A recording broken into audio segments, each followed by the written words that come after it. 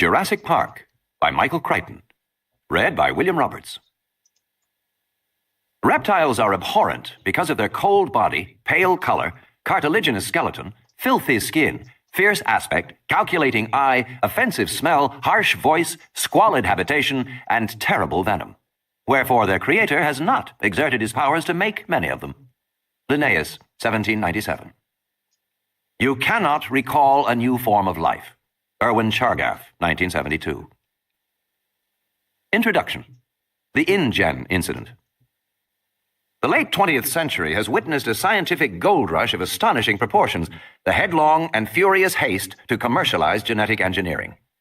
This enterprise has proceeded so rapidly, with so little outside commentary, that its dimensions and implications are hardly understood at all. Biotechnology promises the greatest revolution in human history. By the end of this decade, it will have outdistanced atomic power and computers in its effect on our everyday lives. In the words of one observer, biotechnology is going to transform every aspect of human life, our medical care, our food, our health, our entertainment, our very bodies. Nothing will ever be the same again. It's literally going to change the face of the planet. But the biotechnology revolution differs in three important respects from past scientific transformations. First, it is broad-based. America entered the atomic age through the work of a single research institution at Los Alamos. It entered the computer age through the efforts of about a dozen companies. But biotechnology research is now carried out in more than 2,000 laboratories in America alone. 500 corporations spend $5 billion a year on this technology. Second, much of the research is thoughtless or frivolous. Efforts to engineer paler trout for better visibility in the stream, square trees for easier lumbering, and injectable scent cells so you'll always smell of your favorite perfume may seem like a joke, but they are not. Indeed, the fact that biotechnology can be applied to the industries traditionally subject to the vagaries of fashion, such as cosmetics and leisure activities, heightens concern about the whimsical use of this powerful new technology. Third, the work is uncontrolled. No one supervises it. No federal laws regulate it. There is no coherent government policy in America or anywhere else in the world. And because the products of biotechnology range from drugs to farm crops to artificial snow, an intelligent policy is difficult. But most disturbing is the fact that no watchdogs are found among scientists themselves. It is remarkable that nearly every scientist in genetics research is also engaged in the commerce of biotechnology. There are no detached observers. Everybody has a stake. The commercialization of molecular biology is the most stunning ethical event in the history of science, and it has happened with astonishing speed. For 400 years since Galileo, science has always proceeded as a free and open inquiry into the workings of nature. Scientists have always ignored national boundaries, holding themselves above the transitory concerns of politics and even wars. Scientists have always rebelled against secrecy in research, and have even frowned on the idea of patenting their discoveries, seeing themselves as working to the benefit of all mankind. And for many generations, the discoveries of scientists did indeed have a peculiarly selfless quality. When in 1953, two young researchers in England, James Watson and Francis Crick, deciphered the structure of DNA, their work was hailed as a triumph of the human spirit, of the centuries-old quest to understand the universe in a scientific way. It was confidently expected that their discovery would be selflessly extended to the greater benefit of mankind. Yet that did not happen. 30 years later, nearly all of Watson and Crick's scientific colleagues were engaged in another sort of enterprise entirely. Research in molecular genetics had become a vast, multi-billion-dollar commercial undertaking, and its origins can be traced not to 1953, but to April 1976. That was the date of a now famous meeting in which Robert Swanson, a venture capitalist, approached Herbert Boyer, a biochemist at the University of California. The two men agreed to found a commercial company to exploit Boyer's gene splicing techniques. Their new company, Genentech, quickly became the largest and most successful of the genetic engineering startups. Suddenly it seemed as if everyone wanted to become rich. New companies were announced almost weekly, and scientists flocked to exploit genetic research. By 1986, at least 362 scientists, including 64 in the National Academy, sat on the advisory boards of biotech firms. The number of those who held equity positions or consultancies was several times greater. It is necessary to emphasize how significant this shift in attitude actually was. In the past, pure scientists took a snobbish view of business. They saw the pursuit of money as intellectually uninteresting, suited only to shopkeepers. And to do research for industry, even at the prestigious Bell or IBM labs, was only for those who couldn't get a university appointment. Thus, the attitude of pure scientists was fundamentally critical toward the work of applied scientists and to industry in general. Their long-standing antagonism kept university scientists free of contaminating industry ties, and whenever debate arose about technological matters, disinterested scientists were available to discuss the issues at the highest levels. But that is no longer true. There are very few molecular biologists and very few research institutions without commercial affiliations. The old days are gone. Genetic research continues at a more furious pace than ever, but it is done in secret and in haste and for profit. In this commercial climate, it is probably inevitable that a company as ambitious as International Genetic Technologies Incorporated of Palo Alto would arise. It is equally unsurprising that the genetic crisis it created should go unreported. After all, InGen's research was conducted in secret. The actual incident occurred in the most remote region of Central America, and fewer than 20 people were there to witness it. Of those, only a handful survived. Even at the end, when International Genetic Technologies filed for Chapter 11 protection in San Francisco Superior Court on October 5, 1989, the proceedings drew little press attention.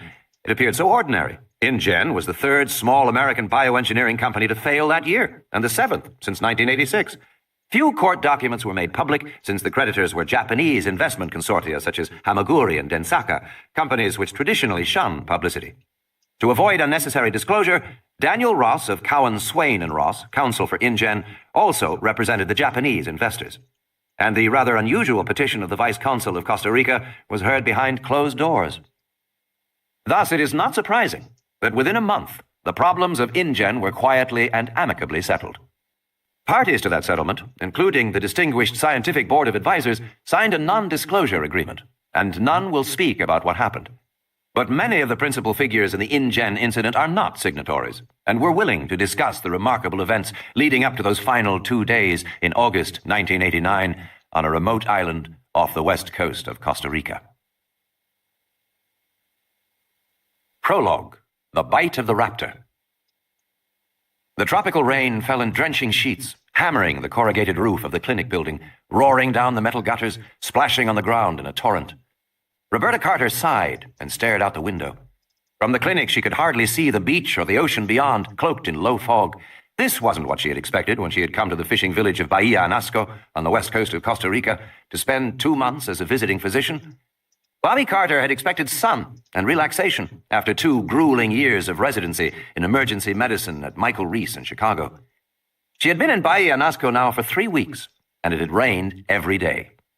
Everything else was fine. She liked the isolation of Bahia Anasco and the friendliness of its people. Costa Rica had one of the 20 best medical systems in the world, and even in this remote coastal village, the clinic was well-maintained, amply supplied. Her paramedic, Manuel Aragon, was intelligent and well-trained. Bobby was able to practice a level of medicine equal to what she had practiced in Chicago. But the rain, the constant, unending rain. Across the examining room, Manuel cocked his head. "Listen," he said. "Believe me, I hear it," Bobby said. "No, listen." And then she caught it. Another sound blended with the rain, a deeper rumble that built and emerged until it was clear. The rhythmic thumping of a helicopter. She thought, they can't be flying in weather like this. But the sound built steadily, and then the helicopter burst low through the ocean fog and roared overhead, circled and came back. She saw the helicopter swing back over the water near the fishing boats, then ease sideways to the rickety wooden dock and back toward the beach. It was looking for a place to land. It was a big-bellied Sikorsky with a blue stripe on the side, with the words InGen Construction. That was the name of the construction company building a new resort on one of the offshore islands. The resort was said to be spectacular and very complicated. Many of the local people were employed in the construction, which had been going on for more than 2 years. Bobby could imagine it, one of those huge American resorts with swimming pools and tennis courts, where guests could play and drink their daiquiris without having any contact with the real life of the country. Bobby wondered what was so urgent on that island that the helicopter would fly in this weather. Through the windshield, she saw the pilot exhale in relief as the helicopter settled onto the wet sand of the beach. Uniformed men jumped out and flung open the big side door. She heard frantic shouts in Spanish, and Manuel nudged her. They were calling for a doctor. 2 black crewmen carried a limp body toward her while a white man barked orders. The white man had a yellow slicker. Red hair appeared around the edges of his Mets baseball cap. "Is there a doctor here?" he called to her as she ran up. "I'm Dr. Carter," she said. The rain fell in heavy drops, pounding her head and shoulders. The red-haired man frowned at her. She was wearing cut-off jeans and a tank top. She had a stethoscope over her shoulder, the bell already rusted from the salt air. "Ed Regis, we've got a very sick man here, Doctor." "Then you better take him to San Jose," she said. San Jose was the capital, just 20 minutes away by air. "We would, but we can't get over the mountains in this weather. You have to treat him here." Bobby trotted alongside the injured man as they carried him to the clinic. He was a kid, no older than 18. Lifting away the blood-soaked shirt, she saw a big slashing rip along his shoulder and another on the leg. "What happened to him?" "Construction accident," Ed shouted. "He fell. One of the backhoes ran over him." The kid was pale, shivering, unconscious. Manuel stood by the bright green door of the clinic, waving his arm. The men brought the body through and set it on the table in the center of the room. Manuel started an intravenous line, and Bobby swung the light over the kid and bent to examine the wounds. Immediately, she could see that it did not look good. The kid would almost certainly die. A big, tearing laceration ran from his shoulder down his torso. At the edge of the wound, the flesh was shredded. At the center, the shoulder was dislocated, pale bones exposed. A second slash cut through the heavy muscles of the thigh, deep enough to reveal the pulse of the femoral artery below. Her first impression was that his leg had been ripped open. "Tell me again about this injury," she said. "I didn't see it," Ed said. "They say the backhoe dragged him." "Because it almost looks as if he was mauled," Bobby Carter said, probing the wound. Like most emergency room physicians, she could remember in detail patients she had seen even years before. She had seen 2 maulings. One was a 2-year-old child who had been attacked by a Rottweiler dog. The other was a drunken circus attendant who had had an encounter with a Bengal tiger. Both injuries were similar.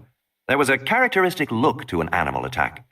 "Mauled," Ed said. No, it was a backhoe, believe me." Ed licked his lips as he spoke. He was edgy, acting as if he had done something wrong. Bobby wondered why. If they were using inexperienced local workmen on the resort construction, they must have accidents all the time.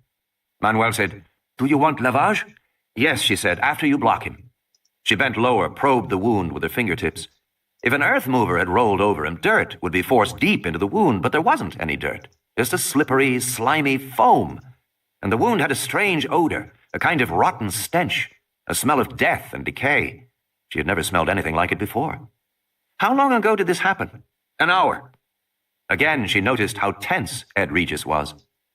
He was one of those eager, nervous types, and he didn't look like a construction foreman, more like an executive. He was obviously out of his depth. Bobby Carter turned back to the injuries. Somehow she didn't think she was seeing mechanical trauma. It just didn't look right. No soil contamination of the wound site, and no crush injury component.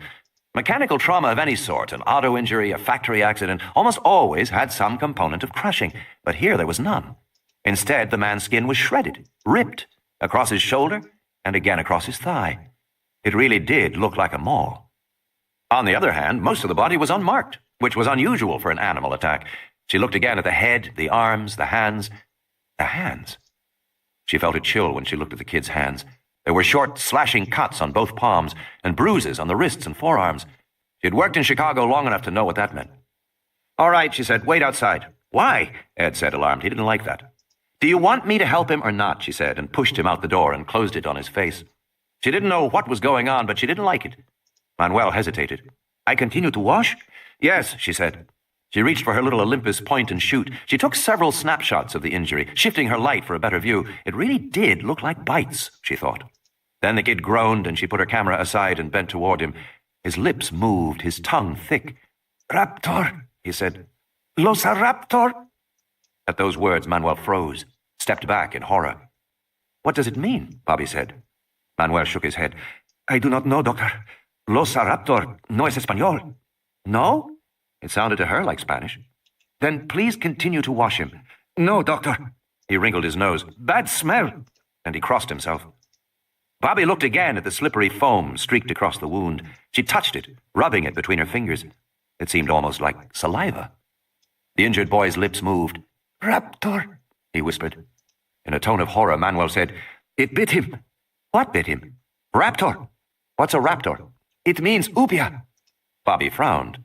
The Costa Ricans were not especially superstitious, but she had heard the upia mentioned in the village before. They were said to be night ghosts, faceless vampires who kidnapped small children. According to the belief, the upia had once lived in the mountains of Costa Rica, but now inhabited the islands offshore. Manuel was backing away, murmuring and crossing himself. "It is not normal, this smell," he said. "It is the upia." Bobby was about to order him back to work when the injured youth opened his eyes and sat straight up on the table. Manuel shrieked in terror. The injured boy moaned and twisted his head, looking left and right with wide, staring eyes, and then he explosively vomited blood. He went immediately into convulsions, his body vibrating, and Bobby grabbed for him, but he shut it off the table onto the concrete floor. He vomited again. There was blood everywhere. Ed opened the door, saying, "What the hell's happening?" And when he saw the blood, he turned away, his hand to his mouth. Bobby was grabbing for a stick to put in the boy's clenched jaws, but even as she did it, she knew it was hopeless. And with a final spastic jerk, he relaxed and lay still. She bent to perform mouth-to-mouth, but Manuel grabbed her shoulder fiercely, pulling her back. "No," he said. "The opium will cross over." "Manuel, for God's sake, no!" He stared at her fiercely. "No, you do not understand these things."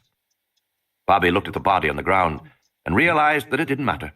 There was no possibility of resuscitating him. Manuel called for the men, who came back into the room and took the body away. Ed appeared, wiping his mouth with the back of his hand, muttering, "I'm sure you did all you could." And then she watched as the men took the body away, back to the helicopter, and it lifted thunderously up into the sky. "It is better," Manuel said. Bobby was thinking about the boy's hands. They had been covered with cuts and bruises in the characteristic pattern of defense wounds. She was quite sure he had not died in a construction accident. He had been attacked, and he had held up his hands against his attacker. "Where is this island they've come from?" she asked.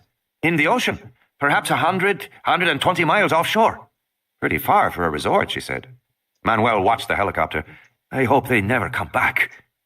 Well, she thought, at least she had pictures. But when she turned back to the table, she saw that her camera was gone.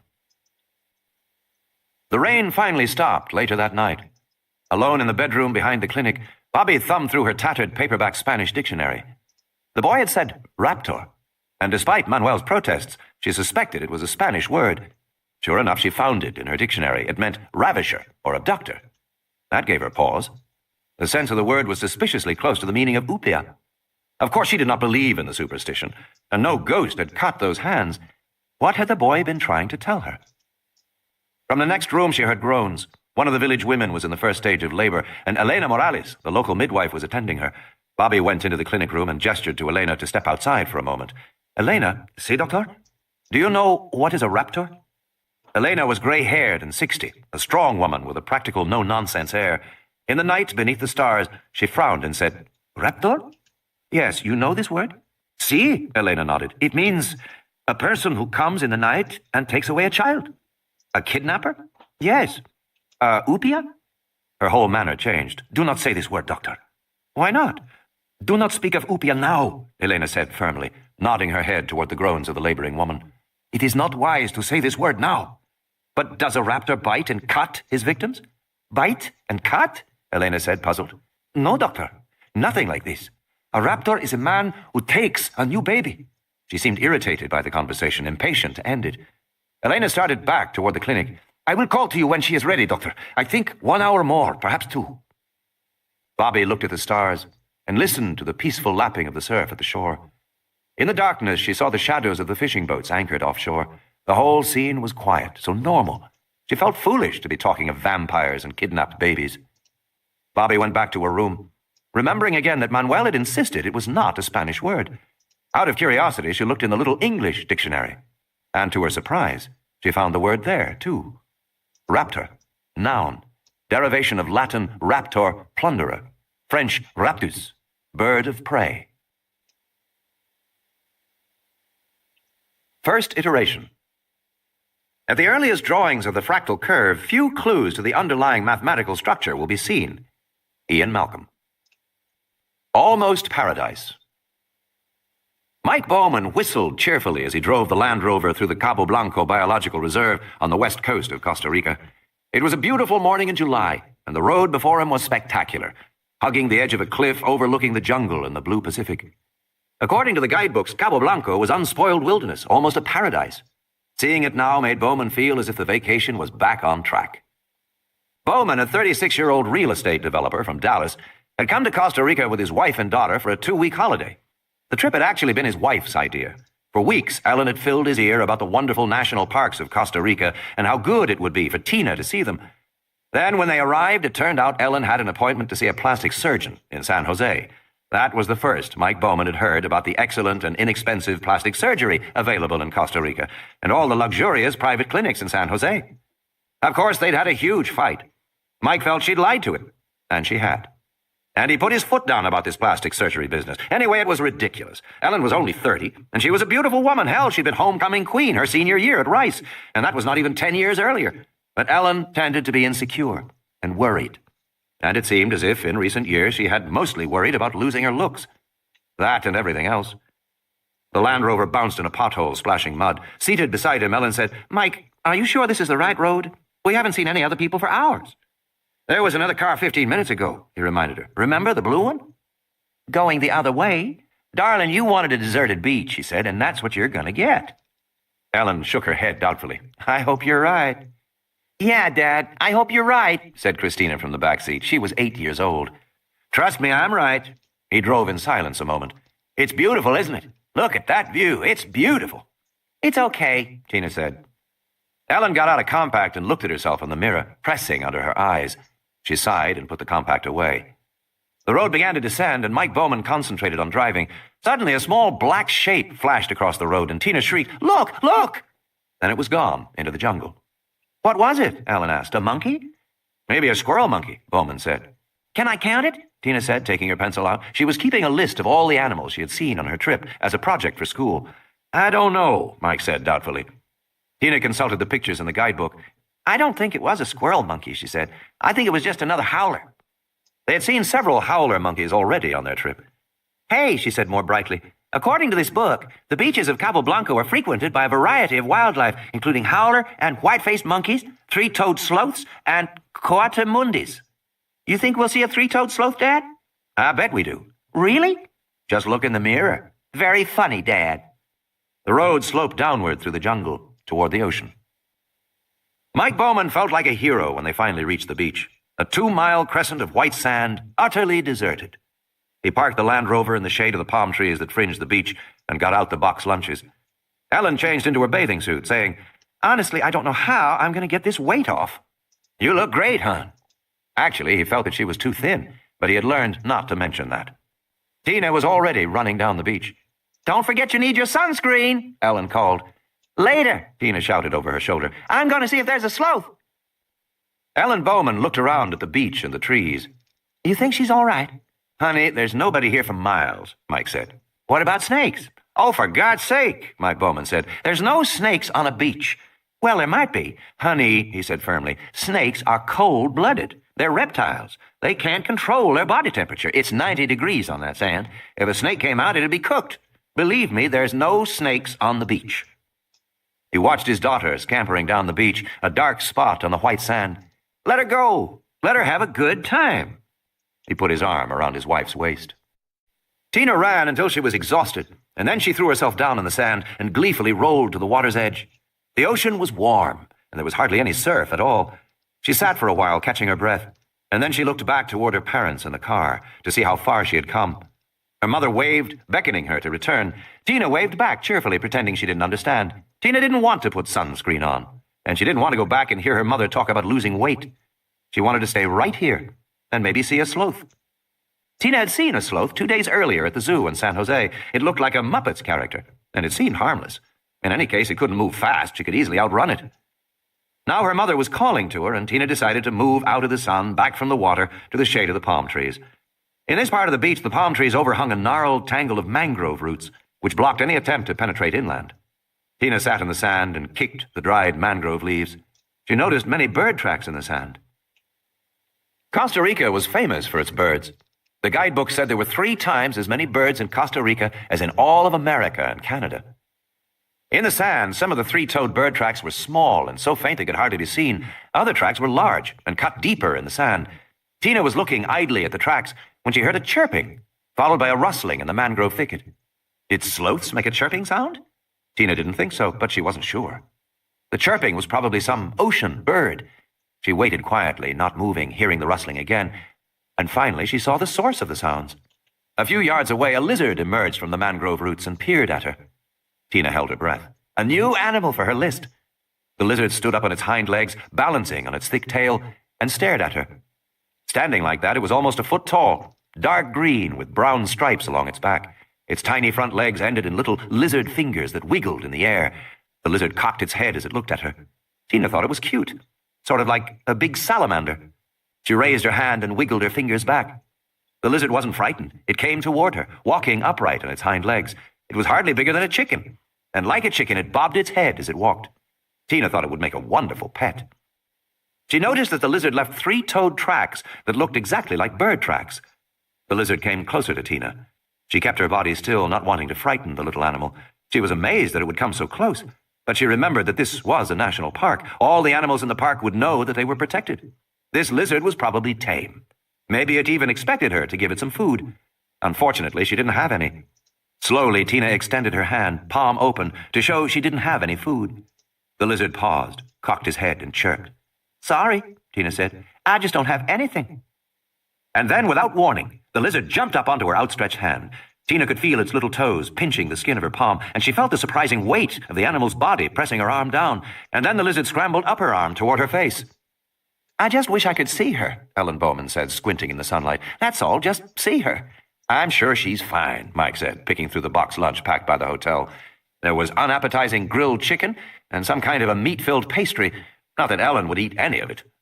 "You don't think she'd leave the beach?" Ellen said. "No, hon, I don't." "I feel so isolated here," Ellen said. "I thought that's what you wanted," Mike Bowman said. "I did." "Well, then, what's the problem?" "I just wish I could see her, is all," Ellen said. Then, from down the beach, carried by the wind, they heard their daughter's voice. She was screaming. Punta Arenas. "I think she is quite comfortable now," Dr. Cruz said, lowering the plastic flap of the oxygen tent around Tina as she slept. Mike Bowman sat beside the bed close to his daughter. Mike thought Dr. Cruz was probably pretty capable. He spoke excellent English, the result of training at medical centers in London and Baltimore. Dr. Cruz radiated competence, and the Clínica Santa Maria, the modern hospital in Punta Arenas, was spotless and efficient. But even so, Mike Bowman felt nervous. There was no getting around the fact that his only daughter was desperately ill, and they were far from home. When Mike had first reached Tina, she was screaming hysterically. Her whole left arm was bloody, covered with a profusion of small bites, each the size of a thumbprint, and there were flecks of sticky foam on her arm, like a foamy saliva. He carried her back down the beach. Almost immediately, her arm began to redden and swell. Mike would not soon forget the frantic drive back to civilization, the 4-wheel drive Land Rover slipping and sliding up the muddy track into the hills, while his daughter screamed in fear and pain, and her arm grew more bloated and red. Long before they reached the park boundaries, the swelling had spread to her neck, and then Tina began to have trouble breathing. "She'll be all right now?" Ellen said, staring through the plastic oxygen tent. "I believe so," Dr. Cruz said. "I have given her another dose of steroids, and her breathing is much easier. And you can see the edema in her arm is greatly reduced." Mike Bowman said, "About those bites, we have no identification yet," the doctor said.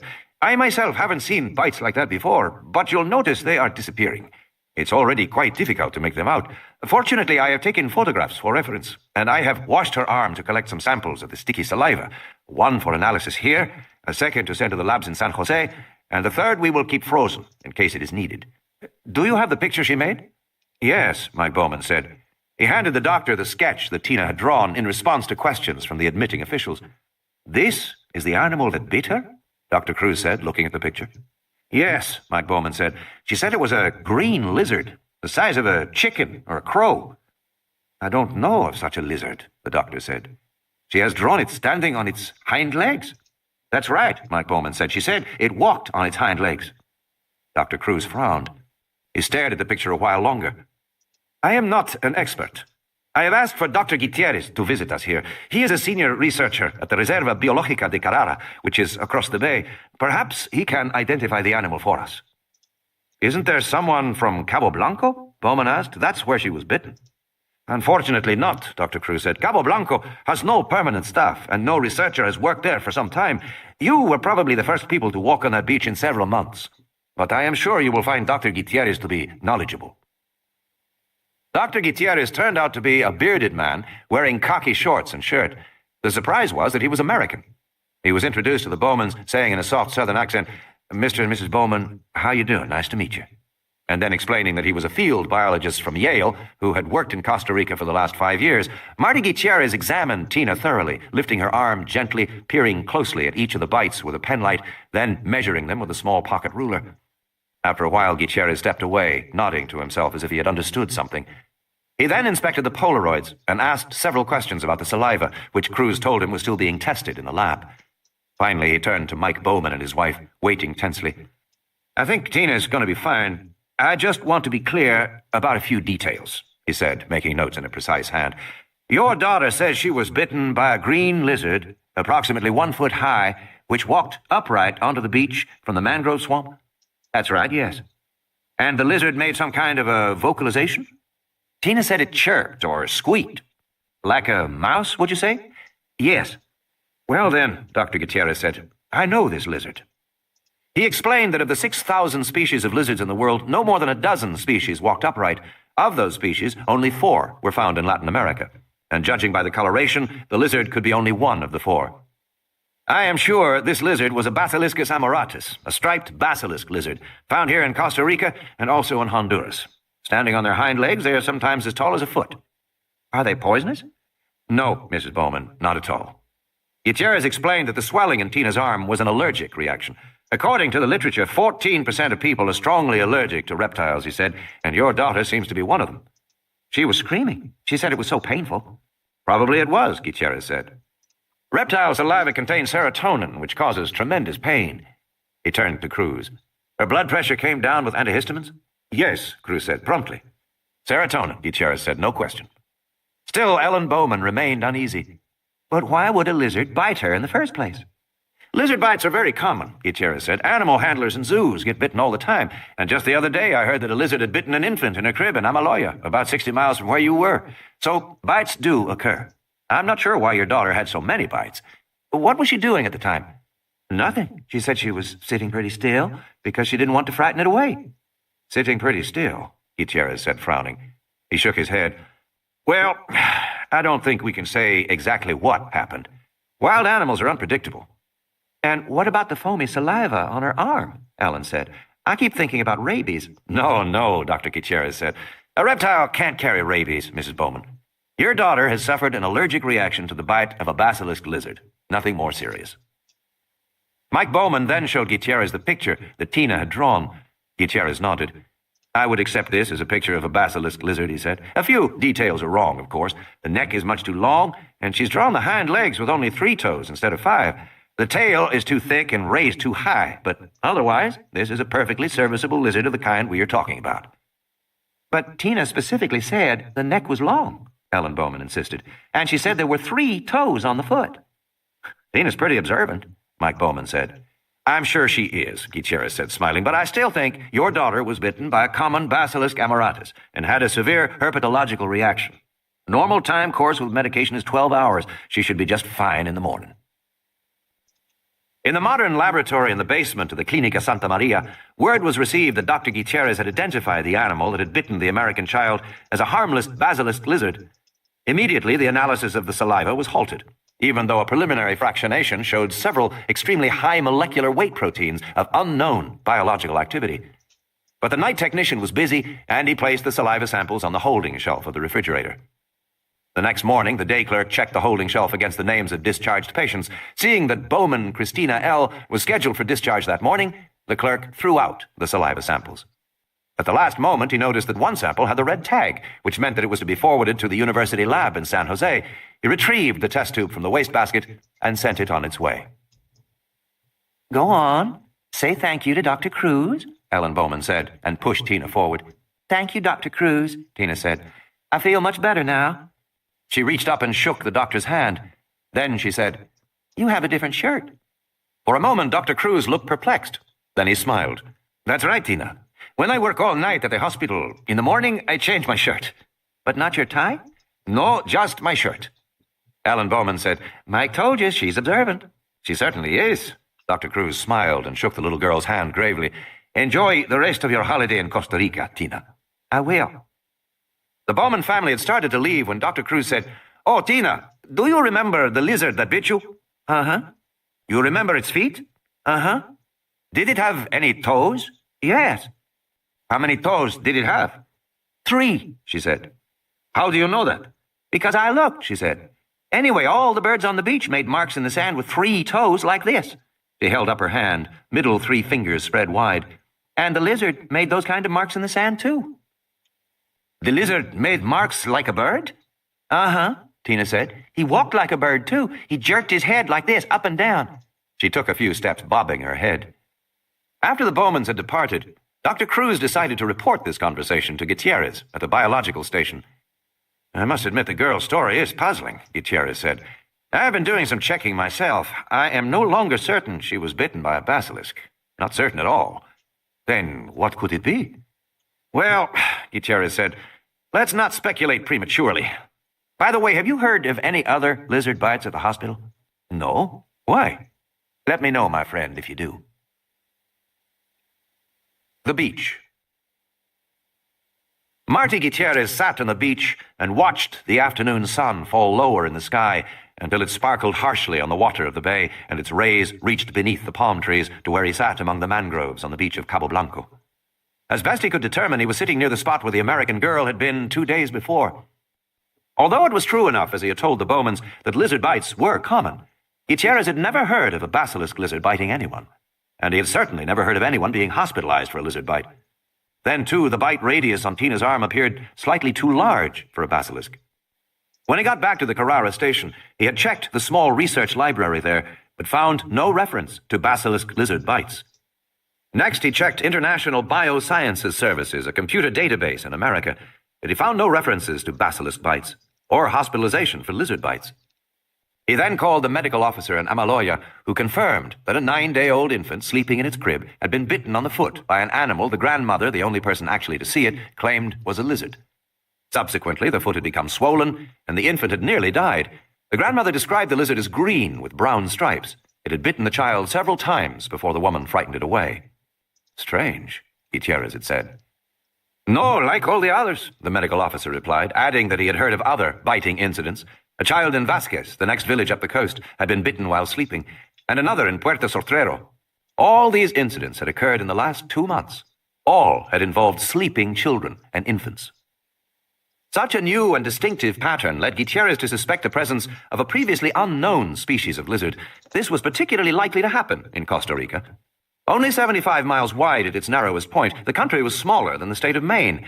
Yet within its limited space, Costa Rica had a remarkable diversity of biological habitats. Sea coasts on both the Atlantic and the Pacific, 4 separate mountain ranges, including 12,000-foot peaks and active volcanoes, rainforests, cloud forests, temperate zones, swampy marshes, and arid deserts. Such ecological diversity sustained an astonishing diversity of plant and animal life. Costa Rica had 3 times as many species of birds as all of North America, more than 1,000 species of orchids, more than 5,000 species of insects. New species were being discovered all the time at a pace that had increased in recent years for a sad reason. Costa Rica was becoming deforested, and as jungle species lost their habitats, they moved to other areas, and sometimes changed behavior as well. So a new species was perfectly possible, but along with the excitement of a new species was the worrisome possibility of new diseases. Lizards carried viral diseases, including several that could be transmitted to man. The most serious was central saurian encephalitis, or CSE, which caused a form of sleeping sickness in human beings and horses. Gutierrez felt it was important to find this new lizard, if only to test it for disease. Sitting on the beach, he watched the sun drop lower and sighed. Perhaps Tina Bowman had seen a new animal, and perhaps not. Certainly Gutierrez had not. Earlier that morning, he had taken the air pistol, loaded the clip with ligamine darts, and set out for the beach with high hopes. But the day was wasted. Soon he would have to begin the drive back up the hill from the beach. He did not want to drive that road in darkness. Gutierrez got to his feet and started back up the beach. Farther along, he saw the dark shape of a howler monkey ambling along the edge of the mangrove swamp. Gutierrez moved away, stepping out toward the water. If there was one howler, there would probably be others in the trees overhead, and howlers tended to urinate on intruders. But this particular howler monkey seemed to be alone, and walking slowly and pausing frequently to sit on its haunches. The monkey had something in its mouth. As Gutierrez came closer, he saw it was eating a lizard. The tail and the hind legs drooped from the monkey's jaws. Even from a distance, Gutierrez could see the brown stripes against the green. Gutierrez dropped to the ground and aimed the pistol. The howler monkey, accustomed to living in a protected reserve, stared curiously. He did not run away, even when the first dart whined harmlessly past him. When the second dart struck deep in the thigh, the howler shrieked in anger and surprise, dropping the remains of its meal as it fled into the jungle. Gutierrez got to his feet and walked forward. He wasn't worried about the monkey. The tranquilizer dose was too small to give it anything but a few minutes of dizziness. Already, he was thinking of what to do with his new find. Gutierrez himself would write the preliminary report, but the remains would have to be sent back to the United States for final, positive identification, of course.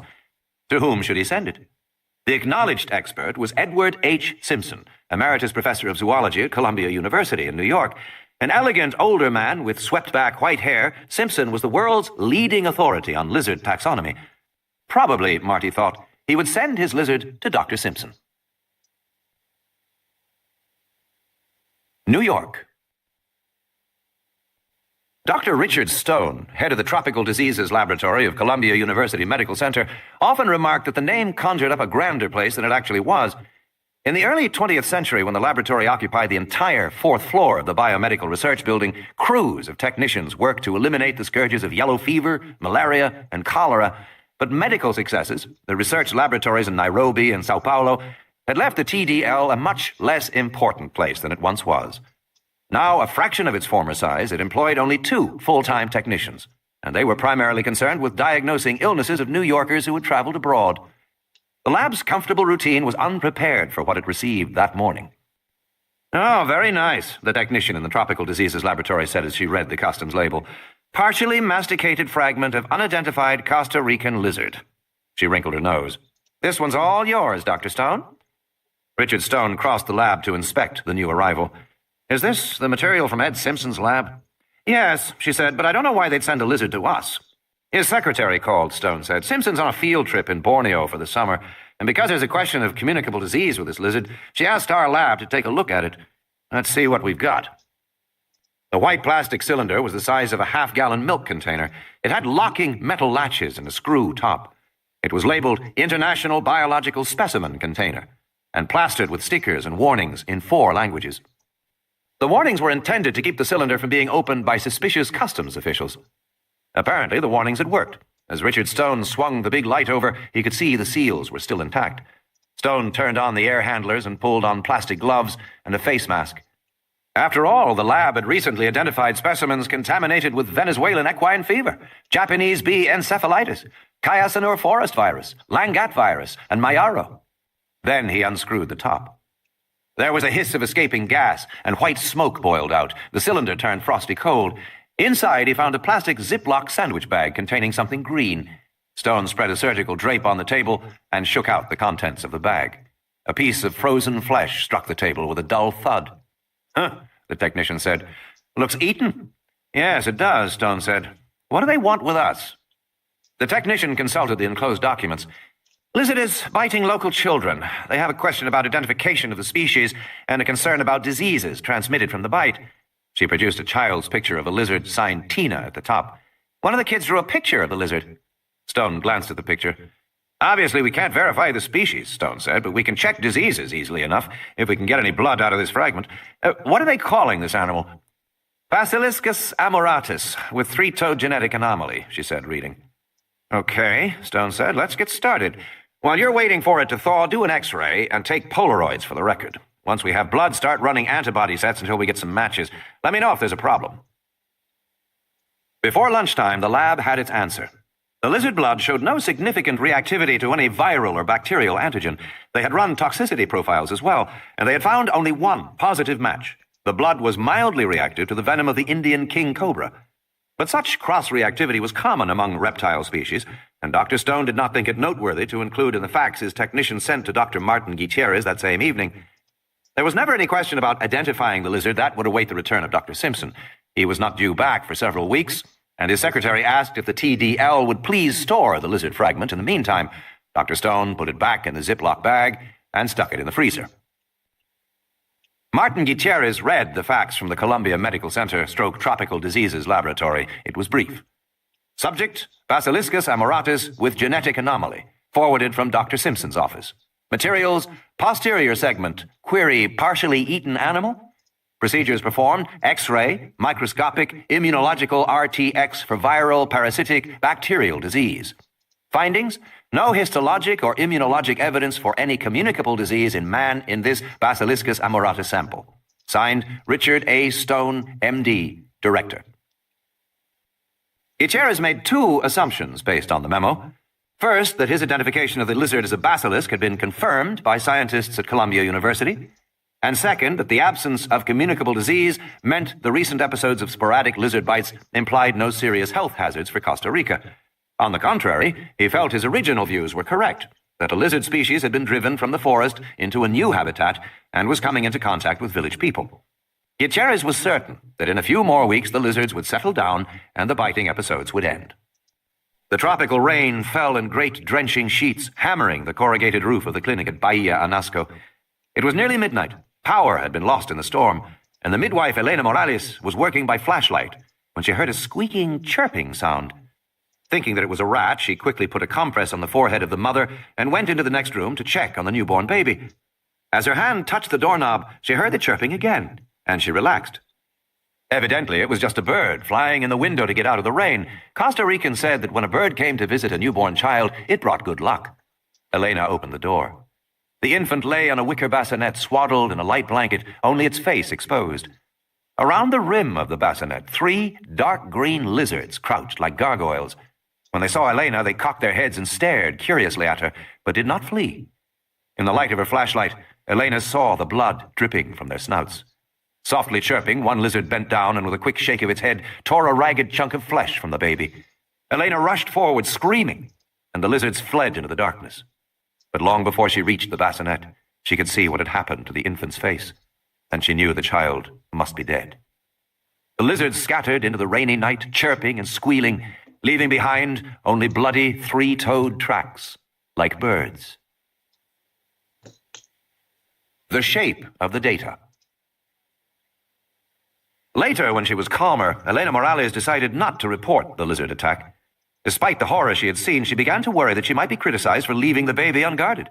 So she told the mother that the baby had asphyxiated, and she reported the death on the form she sent to San Jose as SIDS, Sudden Infant Death Syndrome.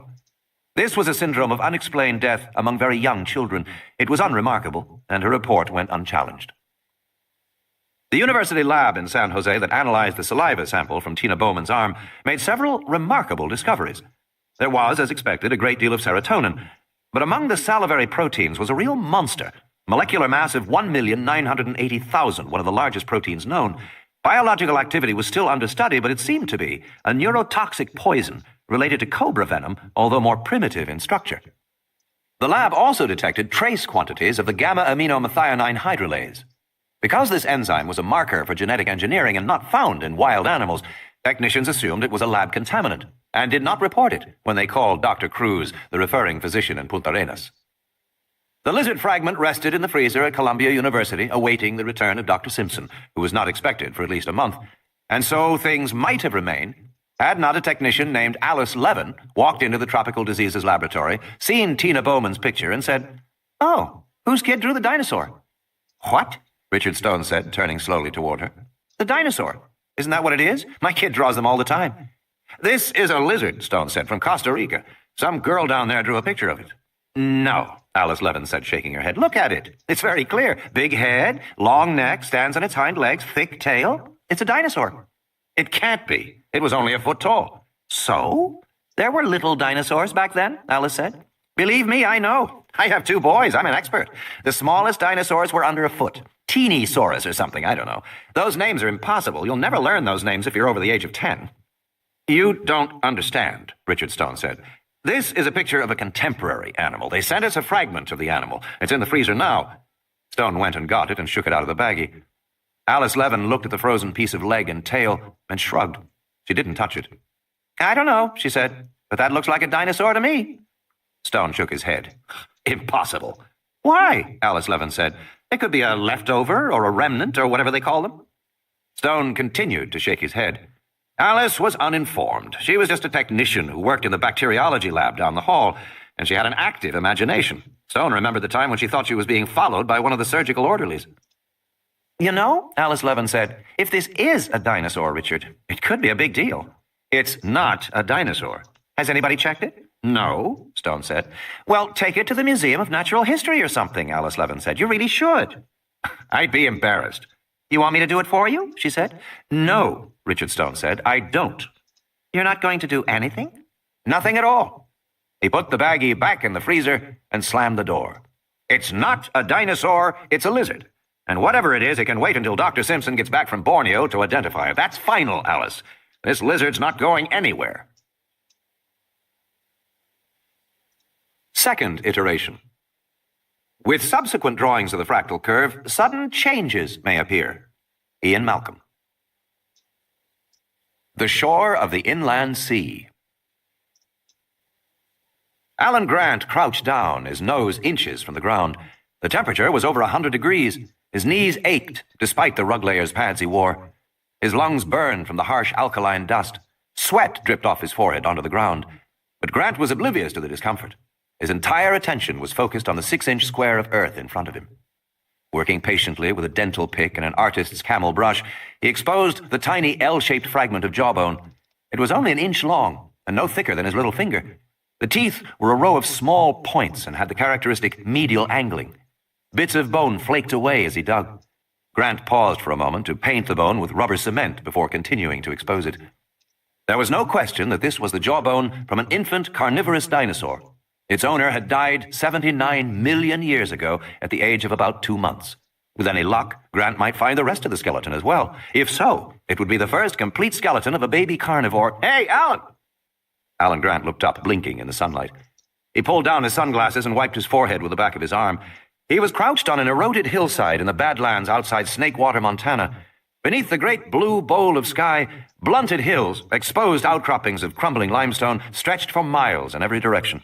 There was not a tree or a bush, nothing but barren rock, hot sun, and whining wind. Visitors found the Badlands depressingly bleak, but when Grant looked at this landscape, he saw something else entirely.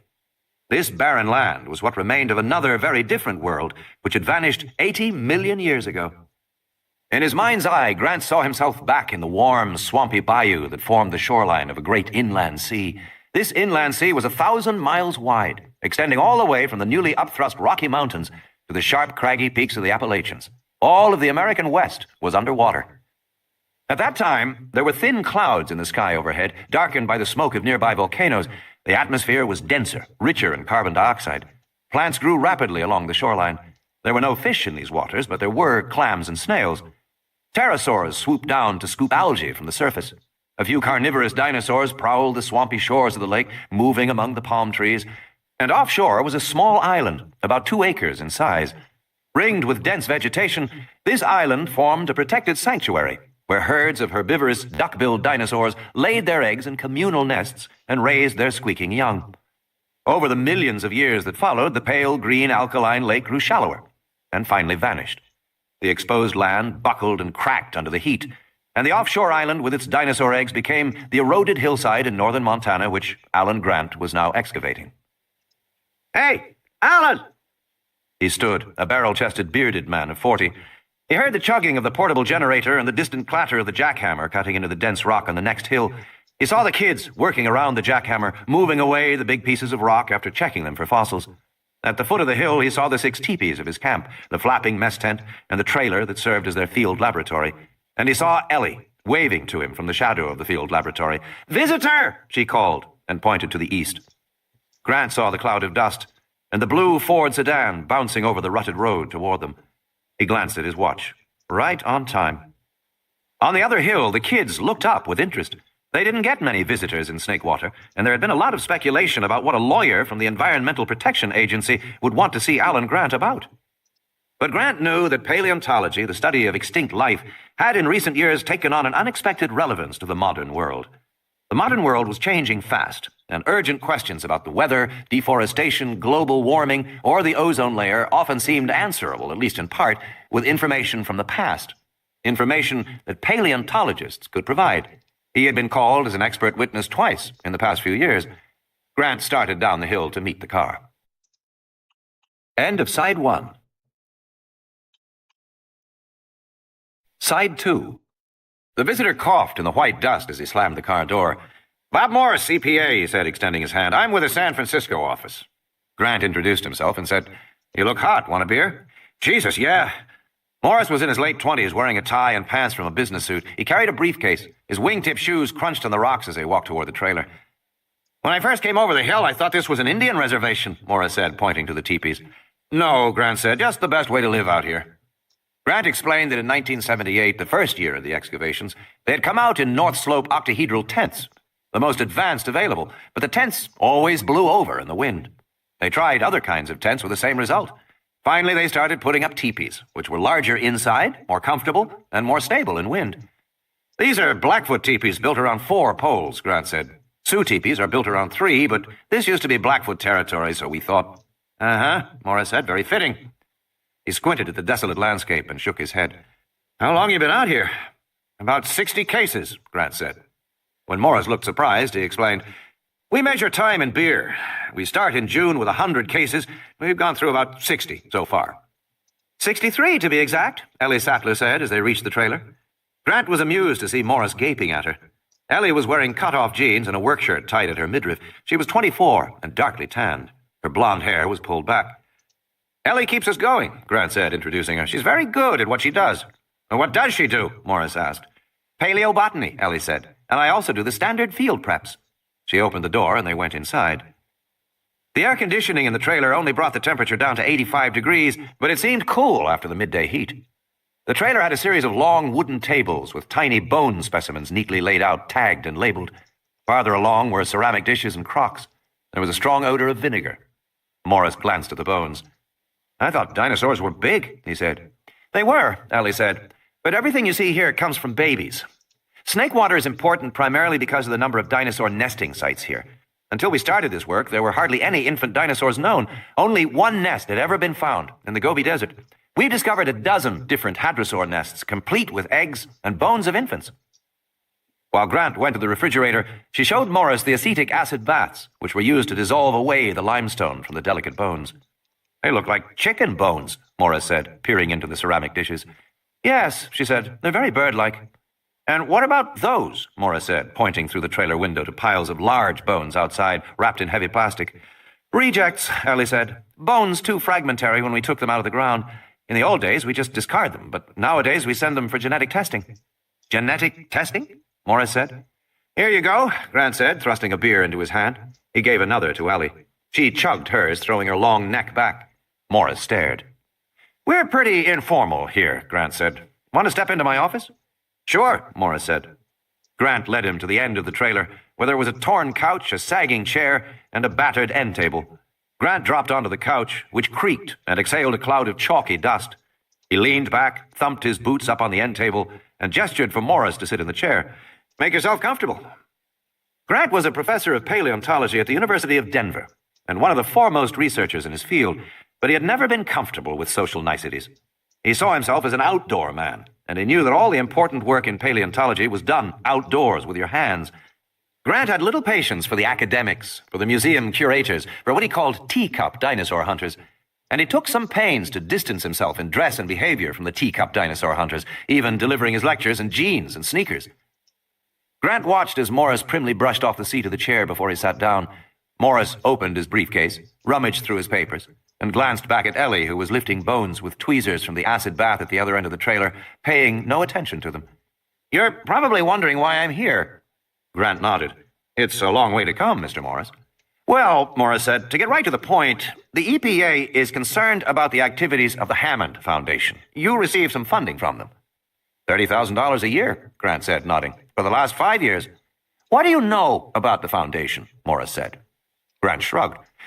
The Hammond Foundation is a respected source of academic grants. They fund research all over the world, including several dinosaur researchers.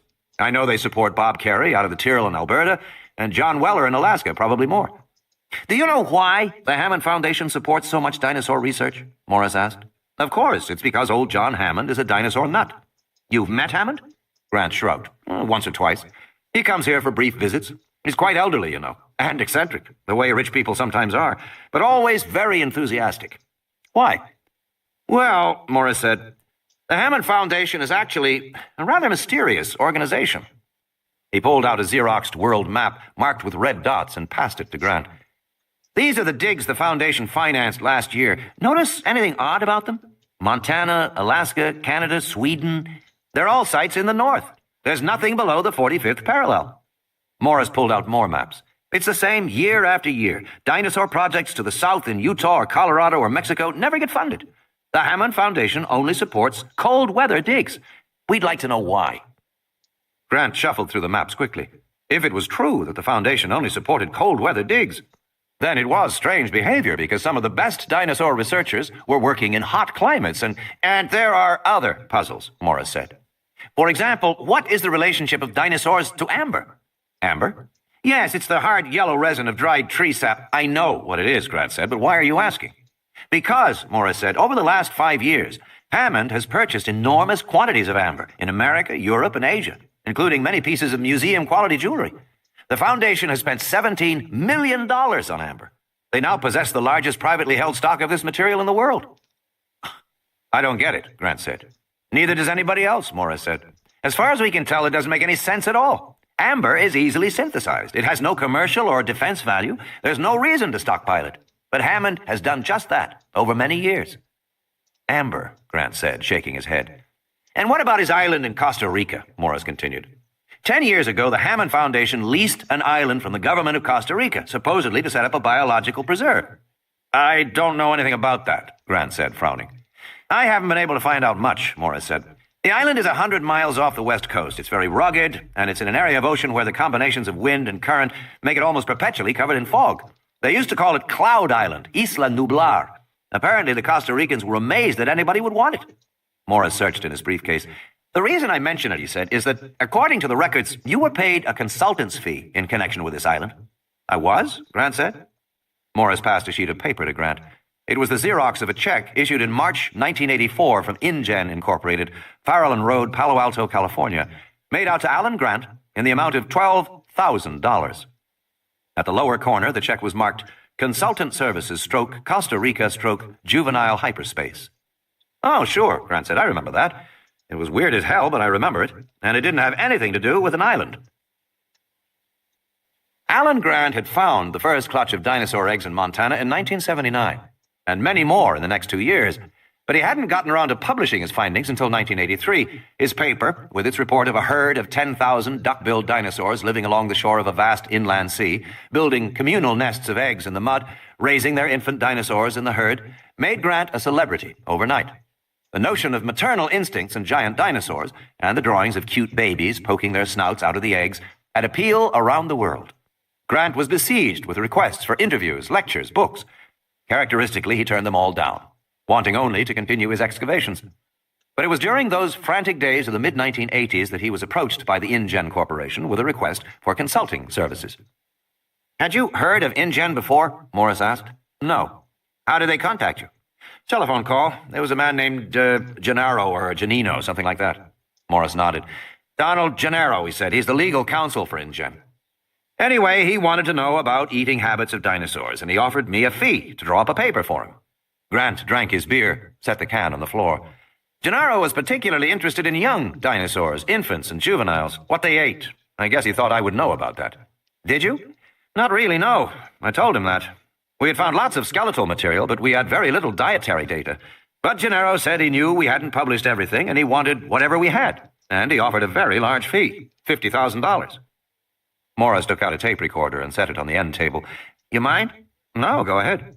So, Gennaro telephoned you in 1984. What happened then?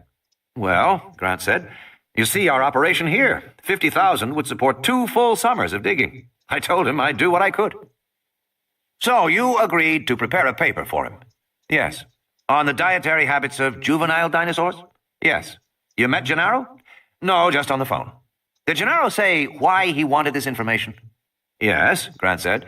He was planning a museum for children, and he wanted to feature baby dinosaurs. He said he was hiring a number of academic consultants and named them. There were paleontologists like me, and a mathematician from Texas named Ian Malcolm, and a couple of ecologists. A systems analyst. Good group. Morris nodded, making notes. So you accepted the consultancy? Yes.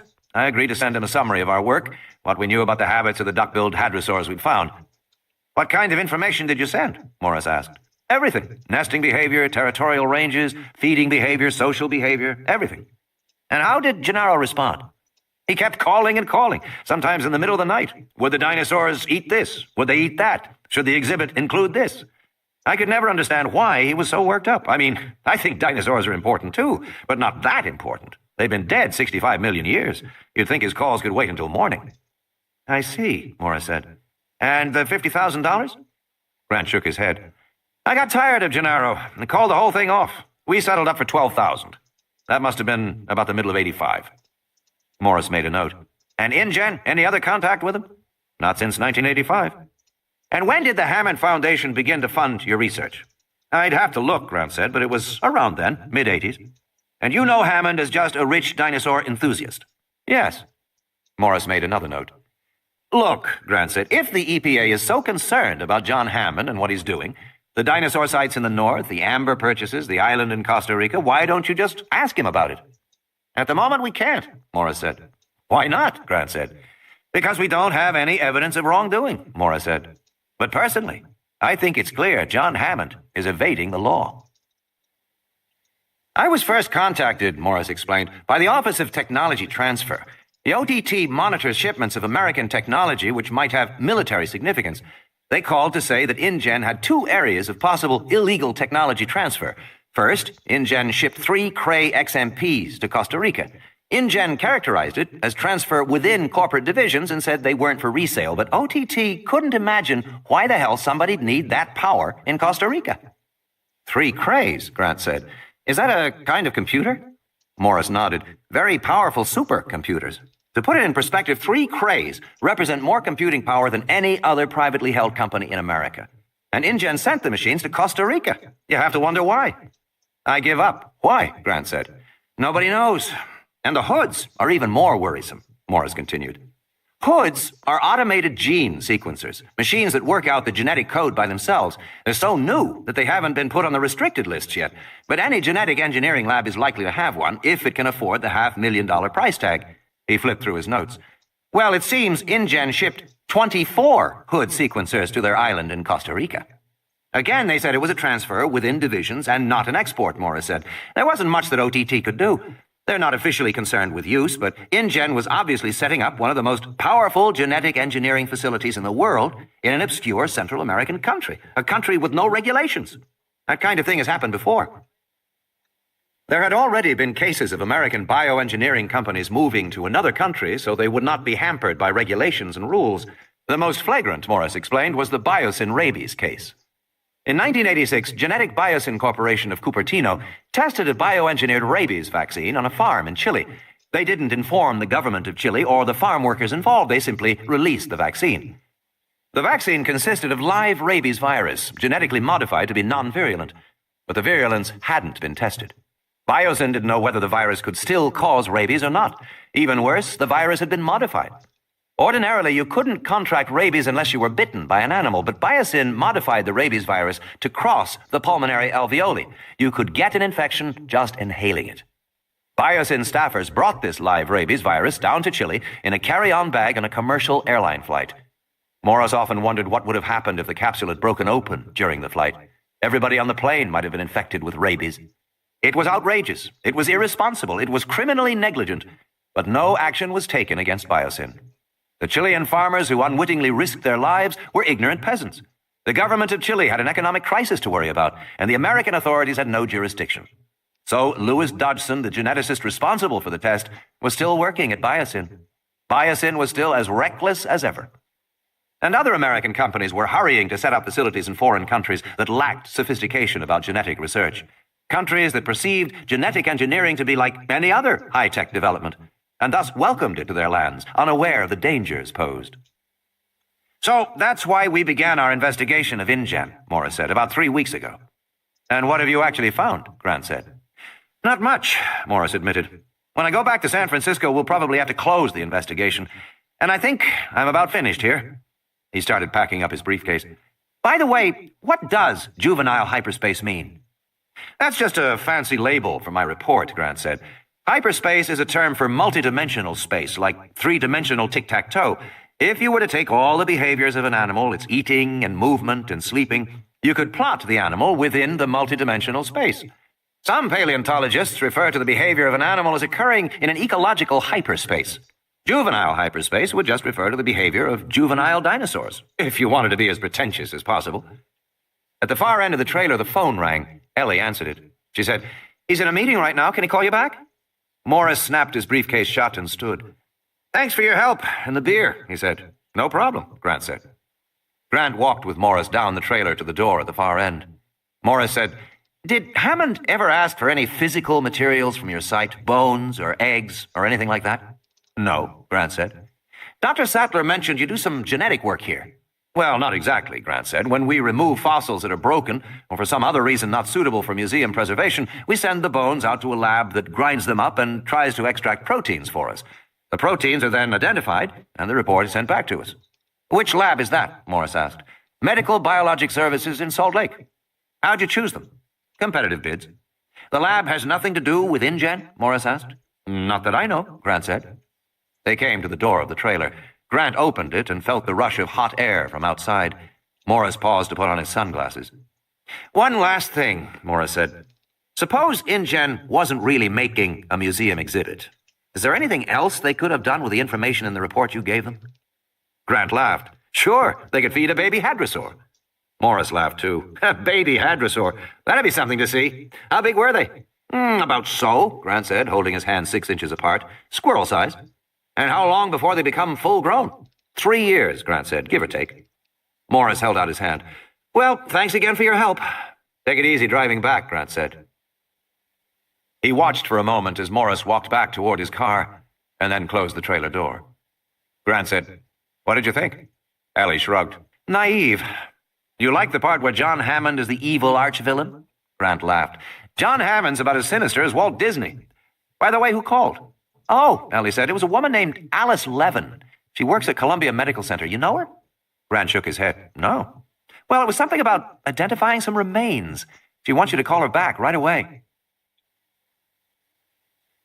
Skeleton. Ellie Sattler brushed a strand of blonde hair back from her face and turned her attention to the acid baths. She had 6 in a row, at molar strengths from 5 to 30%. She had to keep an eye on the stronger solutions because they would eat through the limestone and begin to erode the bones. And infant dinosaur bones were so fragile. She marveled that they had been preserved at all after 80 million years. She listened idly as Grant said, "Miss Levin, this is Alan Grant. And what's this about a—" "You have what?" "A what?" He began to laugh. "Oh, I doubt that very much, Miss Levin. No, I really don't have time, I'm sorry. Well, I'll take a look at it, but I can pretty much guarantee it's a basilisk lizard, but yes, you can do that." "All right, send it now." Grant hung up and shook his head. "These people." Ellie said, "What's it about?" "Some lizard she's trying to identify," Grant said. "She's going to fax me an x-ray." He walked over to the fax and waited as the transmission came through. "Incidentally, I've got a new find for you, a good one." "Yes?" Grant nodded. "Found it just before the kid showed up. On South Hill, Horizon 4. Infant velociraptor, jaw and complete dentition. So there's no question about identity, and the site looks undisturbed. We might even get a full skeleton." "That's fantastic," Ellie said. "How young?" "Young," Grant said. 2, maybe 4 months at most." "And it's definitely a velociraptor?" "Definitely," Grant said. "Maybe our luck has finally turned." For the last 2 years at Snakewater, the team had excavated only duck-billed hadrosaurs. They already had evidence for vast herds of these grazing dinosaurs roaming the Cretaceous plains in groups of 10 or 20,000, as buffalo would later roam, but increasingly, the question that faced them was, where were the predators? They expected predators to be rare, of course. Studies of predator-stroke-prey populations in the game parks of Africa and India suggested that, roughly speaking, there was 1 predatory carnivore for every 400 herbivores. That meant a herd of 10,000 duckbills would support only 25 tyrannosaurs. So it was unlikely that they would find the remains of a large predator. But where were the smaller predators? Snakewater had dozens of nesting sites. In some places, the ground was literally covered with fragments of dinosaur eggshells, and many small dinosaurs ate eggs. Animals like Dromaeosaurus, Oviraptor, Velociraptor, and Silurus, predators 3 to 6 feet tall, must have been found here in abundance. But they had discovered none so far. Perhaps this Velociraptor skeleton did mean their luck had changed, and an infant. Ellie knew that one of Grant's dreams was to study infant-rearing behavior in carnivorous dinosaurs, as he had already studied the behavior of herbivores. Perhaps this was the first step toward that dream. "You must be pretty excited," Ellie said. Grant didn't answer. "I said you must be excited," Ellie repeated. "My God," Grant said. He was staring at the fax. Ellie looked over Grant's shoulder at the x-ray and breathed out slowly. "You think it's an Amazicus?" "Yes," Grant said. "Or a Triassicus. The skeleton is so light." "But it's no lizard," she said. "No," Grant said. "This is not a lizard. No three-toed lizard has walked on this planet for 200 million years. Ellie's first thought was that she was looking at a hoax, an ingenious, skillful hoax, but a hoax nonetheless. Every biologist knew that the threat of a hoax was omnipresent. The most famous hoax, the Piltdown Man, had gone undetected for 40 years, and its perpetrator was still unknown. More recently, the distinguished astronomer Fred Hoyle had claimed that a fossil-winged dinosaur, Archaeopteryx, on display in the British Museum was a fraud. It was later shown to be genuine.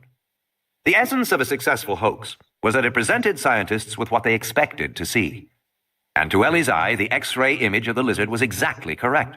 The three-toed foot was well-balanced, with a medial claw smallest. The bony remnants of the fourth and fifth toes were located up near the metatarsal joint. The tibia was strong and considerably longer than the femur. At the hip, the acetabulum was complete. The tail showed 45 vertebrae.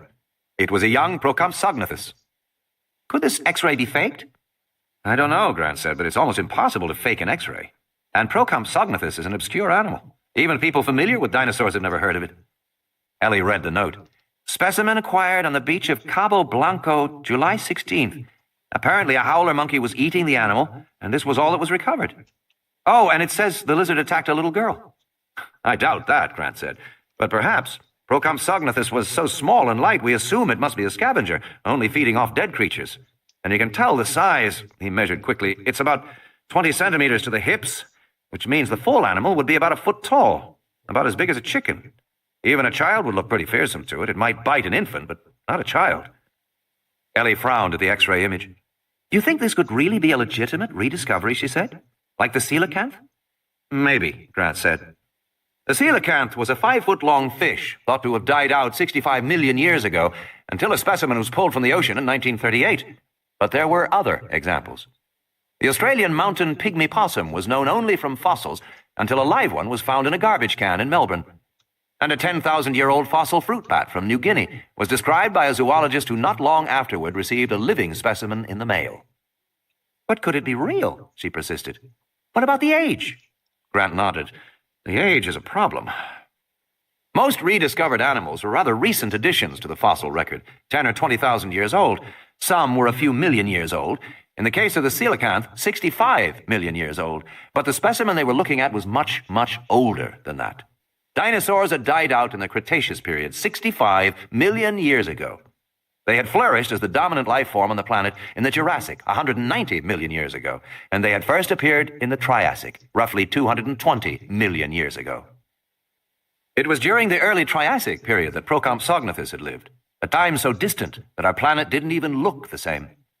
All the continents were joined together in a single landmass called Pangaea, which extended from the north to the South Pole, a vast continent of ferns and forests with a few large deserts. The Atlantic Ocean was a narrow lake between what would become Africa and Florida. The air was denser, the land was warmer, there were hundreds of active volcanoes, and it was in this environment that Procompsognathus lived.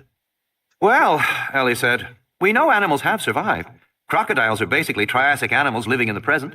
Sharks are Triassic, so we know it has happened before. Grant nodded. And the thing is, he said, how else do we explain it? It's either a fake, which I doubt, or else it's a rediscovery. What else could it be? The phone rang. Alice 11 again, Grant said. Let's see if she'll send us the actual specimen. He answered it and looked at Ellie surprised.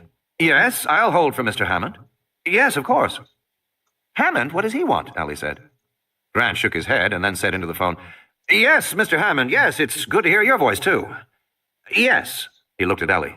Oh, you did? Oh, yes? Is that right? He cupped his hand over the mouthpiece and said, Still eccentric as ever. You've got to hear this. Grant pushed the speaker button, and Ellie heard a raspy old man's voice speaking rapidly. Hell of an annoyance from some EPA fellow. Seems to have gone off half-cocked, all on his own, running around the country talking to people, stirring up things. I don't suppose anybody's come to see you way out there. As a matter of fact, Grant said, somebody did come to see me. Hammond snorted. I was afraid of that smart-ass kid named Morris. Yes, his name was Morris, Grant said. He's going to see all our consultants, Hammond said. He went to see Ian Malcolm the other day, you know, the mathematician in Texas. That's the first I knew of it.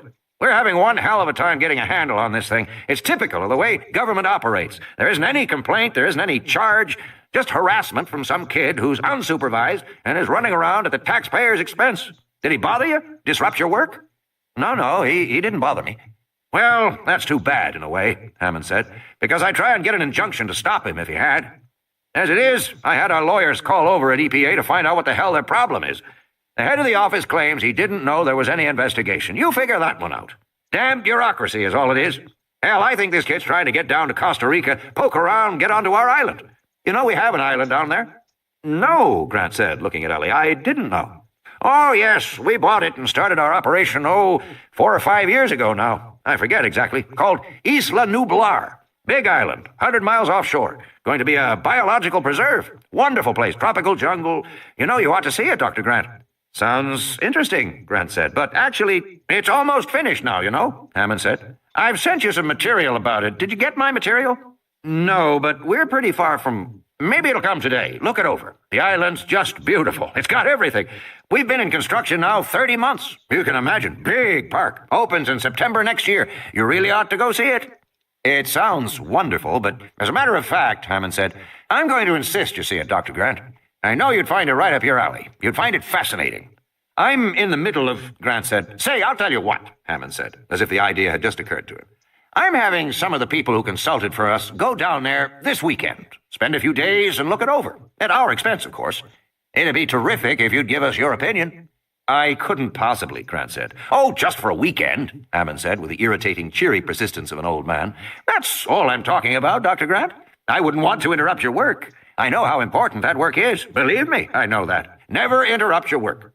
But you could hop on down there this weekend and be back on Monday. No, I couldn't, Grant said. I've just found a new skeleton, and... Yes, fine, but I still think you should come, Hannan said, not really listening. And we've just received some evidence for a very puzzling and remarkable find, which seems to be a living procompsognathed. Oh, what? Hannan said, slowing down. I didn't quite get that. You said a living procompsognathed? That's right, Grant said. It's a biological specimen, a partial fragment of an animal collected from Central America, a living animal. You don't say, Hannan said. A living animal. How extraordinary. Yes, Grant said, we think so too. So, you see, this isn't the time for me to be leaving Central America, did you say? Yes. Where in Central America is it from, do you know? A beach called Cabo Blanco. I don't know exactly where. I see. Hannan cleared his throat. And when did this specimen arrive in your hands? Just today. Today? I see. Today. I see. Yes. Hannan cleared his throat again. Grant looked at Ellie and mouthed, What's going on? Ellie shook her head. Sounds upset. Grant mouthed, See if Morris is still here. She went to the window and looked out, but Morris's car was gone. She turned back. On the speaker, Hannan coughed. Dr. Grant, have you told anybody about it yet? No. Good. That's good. Well, yes. I'll tell you frankly, Dr. Grant, I'm having a little problem about this island. This EPA thing is coming at just the wrong time. How's that? Grant said. Well, we've had our problems and some delays. Let's just say that I'm under a little pressure here, and I'd like you to look at this island for me. Give me your opinion. I'll be paying you the usual weekend consultant rate of $20,000 a day. That'll be $60,000 for 3 days. And if you can spare Dr. Sattler, she'll go at the same rate. We need a botanist. What do you say? Ellie looked at Grant as he said, Well, Mr. Hammond, that much money would fully finance our expeditions for the next 2 summers. Good, good, Hannan said blandly. He seemed distracted now, his thoughts elsewhere. I want this to be easy. Now I'm sending the corporate jet to pick you up at that private airfield east of Choto. You know the one I mean? It's only about 2 hours' drive from where you are. You be there at 5 p.m. tomorrow, and I'll be waiting for you. Take you right down. Can you and Dr. Sattler make that plane? I guess we can. Good. Pack lightly. You don't need passports. I'm looking forward to it. See you tomorrow, Hannan said, and he hung up. Cowan, Swain, and Ross. Midday sun streamed into the San Francisco law offices of Cowan, Swain, and Ross, giving the room a cheerfulness that Donald Gennaro did not feel. He listened on the phone and looked at his boss, Daniel Ross, cold as an undertaker in his dark pinstripe suit. I understand, John, Gennaro said. And Grant agreed to come? Good, good. Yes, that sounds fine to me. My congratulations, John. He hung up the phone and turned to Ross. We can't trust Hammond anymore. He's under too much pressure. The EPA's investigating him, is behind schedule on his Costa Rican resort, and the investors are getting nervous. There have been too many rumors of problems down there. Too many workmen have died. And now this business about a living procompsit whatever on the mainland. What does that mean? Ross said. Maybe nothing, Gennaro said. But Hamachi is one of our principal investors. I got a report last week from Hamachi's representative in San Jose, the capital of Costa Rica. According to the report, some new kind of lizard is biting children on the coast. Ross blinked. New lizard? Yes, Gennaro said. We can't screw around with this. We've got to inspect that island right away. I've asked Hannan to arrange independent site inspections every week for the next 3 weeks. And what does Hannan say? He insists nothing is wrong on the island, claims he has all these security precautions. But you don't believe him, Ross said. No, Gennaro said, I don't. Donald Gennaro had come to Cowan Swain from a background in investment banking. Cowan Swain's high-tech clients frequently needed capitalization, and Gennaro helped them find the money. One of his first assignments back in 1982 had been to accompany John Hammond while the old man, then nearly 70, put together the funding to start the InGen Corporation. They eventually raised almost $1 billion, and Gennaro remembered it as a wild ride. Hammond's a dreamer, Gennaro said. A potentially dangerous dreamer, Ross said. We should never have gotten involved. What is our financial position? The firm, Gennaro said, owns 5%. General or limited? General. Ross shook his head. We should never have done that. It seemed wise at the time, Gennaro said. Hell, it was 8 years ago. We took it in lieu of some fees. And if you remember, Hammond's plan was extremely speculative. He was really pushing the envelope. Nobody really thought he could pull it off. But apparently he has, Ross said. In any case, I agree that an inspection is overdue. What about your site experts? I'm starting with experts Hammond already hired as consultants early in the project. Gennaro tossed a list onto Ross's desk.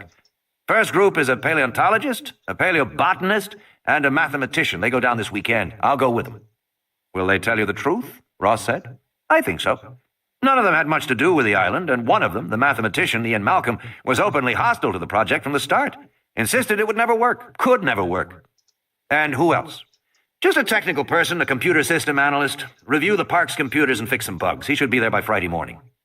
Fine, Ross said. You are making the arrangements? Hammond asked to place the calls himself. I think he wants to pretend that he's not in trouble, that it's just a social invitation, showing off his island.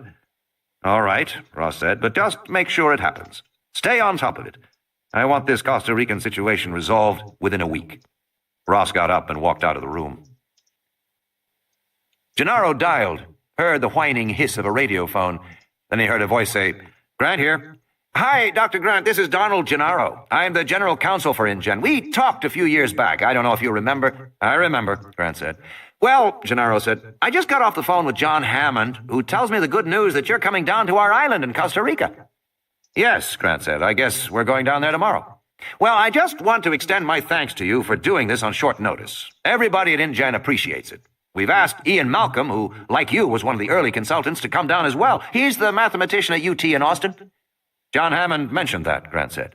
Well, good, Gennaro said. And I'll be coming too, as a matter of fact. By the way, this specimen you have found of what is it? Procomsognathus, Grant said. Yes, do you have the specimen with you, Dr. Grant, the actual specimen? No, Grant said. I've only seen an X-ray. The specimen is in New York. A woman from Columbia University called me. Well, I wonder if you could give me the details on that, Gennaro said. Then I can run down that specimen for Mr. Hammond, who's very excited about it. I'm sure you want to see the actual specimen, too. Perhaps I can even get it delivered to the island while you're all down there, Gennaro said. Grant gave him the information. Well, that's fine, Dr. Grant, Gennaro said. My regards to Dr. Sattler. I look forward to meeting you and him tomorrow. And Gennaro hung up. Plans. This just came, Ellie said the next day, walking to the back of the trailer with a thick manila envelope. One of the kids brought it back from town. It's from Hammond. Grant noticed the blue and white InGen logo as he tore open the envelope. Inside, there was no cover letter, just a bound stack of paper. Pulling it out, he discovered it was blueprints. They were reduced, forming a thick book. The cover was marked Isla Nublar, Resort Guest Facilities, Full Set Safari Lodge. What the hell is this? He said. As he flipped open the book, a sheet of paper fell out. Dear Alan and Ellie, as you can imagine, we don't have much in the way of formal promotional materials yet, but this should give you some idea of the Isla Nublar project. I think it's very exciting. Looking forward to discussing this with you. Hope you can join us. Regards, John. I don't get it, Grant said. He flipped through the sheets. These are architectural plans. He turned to the top sheet. Visitor Center Stroke Lodge, Isla Nublar Resort. Client, InGen Incorporated, Palo Alto, California. Architects Dunning, Murphy and Associates, New York. Richard Murphy, design partner. Theodore Chen, senior designer. Sheldon James, administrative partner. Engineers Harlow, Whitney and Fields, Boston, structural. A.T. Mishikawa, Osaka, mechanical. Landscaping Shepperton Rogers, London. A. Ashikiga, H. Ayasu, Kanazawa. Electrical N.V. Kobayashi, Tokyo. A.R. Makasawa, senior consultant.